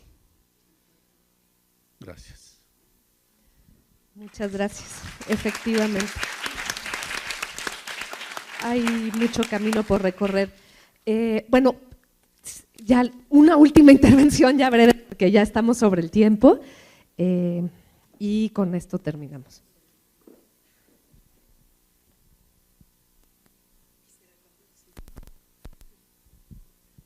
Brevemente. Mi nombre es Giovanni Marchetti, de la Universidad de Bolonia, Italia. He escuchado mucho interés todo lo que se ha dicho. Quisiera solamente subrayar algunas cosas. Que la tradición oral está inscrita en la tradición literaria. Como por otra parte ha observado Yasnaya también cuando ha citado el Cid, ha citado la Odisea. Hay un camino que la humanidad forzosamente, necesariamente, tuvo que seguir, pasando de la oralidad exclusiva, como dice Ong, a la escritura. Y esto hay que siempre que tomarlo en cuenta, solamente que algunos procesos son más antiguos en el viejo mundo y menos en el nuevo. Y luego quería decir que para mí el gran evento que modificó la sensibilidad en todas las partes del mundo fue el 68. Es a partir del 68 que cambia la sensibilidad, el requerimiento de derechos humanos, de libertades individuales, se modifica. Quizás yo lo diga porque lo viví, el 68, pero recuerdo muy bien cómo era la sociedad antes del 68. Era de verdad una sociedad iliberal, autoritaria, opresiva. Ustedes dirán, lo es también ahora. Sí, pero ahora hay una conciencia diferente. Es a partir de esta conciencia diferente que a poco se ha desarrollado esta que yo digo nueva sensibilidad. Y a partir de los años 80 hay intelectuales como Carlos Montemayor, que se ha recordado antes, que emprenden una actividad que promueve el nacimiento de nuevas literaturas en lenguas indígenas. Y no es solamente Carlos, obviamente, pero luego vienen todos los maestros bilingües, se ha citado a Juan Gregorio Regino y podríamos citar muchos otros. Quiero recordar la persona de Carlos Montemayor, puesto que fuimos muy amigos. Acerca de lo occidental, a mí tengo que decir, me hace mucha gracia cuando oigo hablar de occidental, porque yo me siento oriental con respecto de ustedes. Ustedes son los occidentales, ¿no?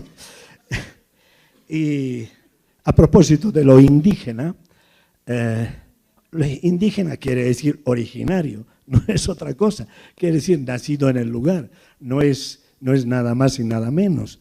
Evidentemente, en la vida social, económica de México, se ha cargado de determinadas connotaciones, así que se advierte hoy como una palabra que fastidia un poco, pero en sí la palabra es inocente, quiere decir únicamente esto, pero es evidente que cuando se manifiestan determinadas perplejidades con respecto de la palabra indígena, depende esto de todos los asuntos sociales, culturales que han intervenido en la historia de México y que ocasionan que se determine esta desconfianza con respecto de la palabra. Nada más, gracias.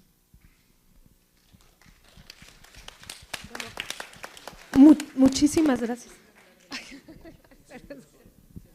No, me parece oportuno recordarlo, que este año en la Universidad de Bolonia yo dicté un curso para la maestría sobre la poesía del istmo zapoteco. Y como decía, y naturalmente las estrellas eran Irma Pineda y Natalia Toledo. Y no es la primera vez que yo dicto cursos sobre literatura en lenguas indígenas. Esto me parece importante decirlo, y como decía Carlos Montemayor, dicté este curso a partir del principio que la literatura en lenguas indígenas de México es literatura mexicana, igual que el español. Bueno, pues muchísimas gracias a los participantes de este conversatorio por haber venido acá, a todos ustedes por acompañarnos. Les recuerdo que hoy en la tarde hay una lectura de poesía, entonces pues están cordialmente invitados y ojalá nos veamos aquí por la tarde también. Muchísimas gracias.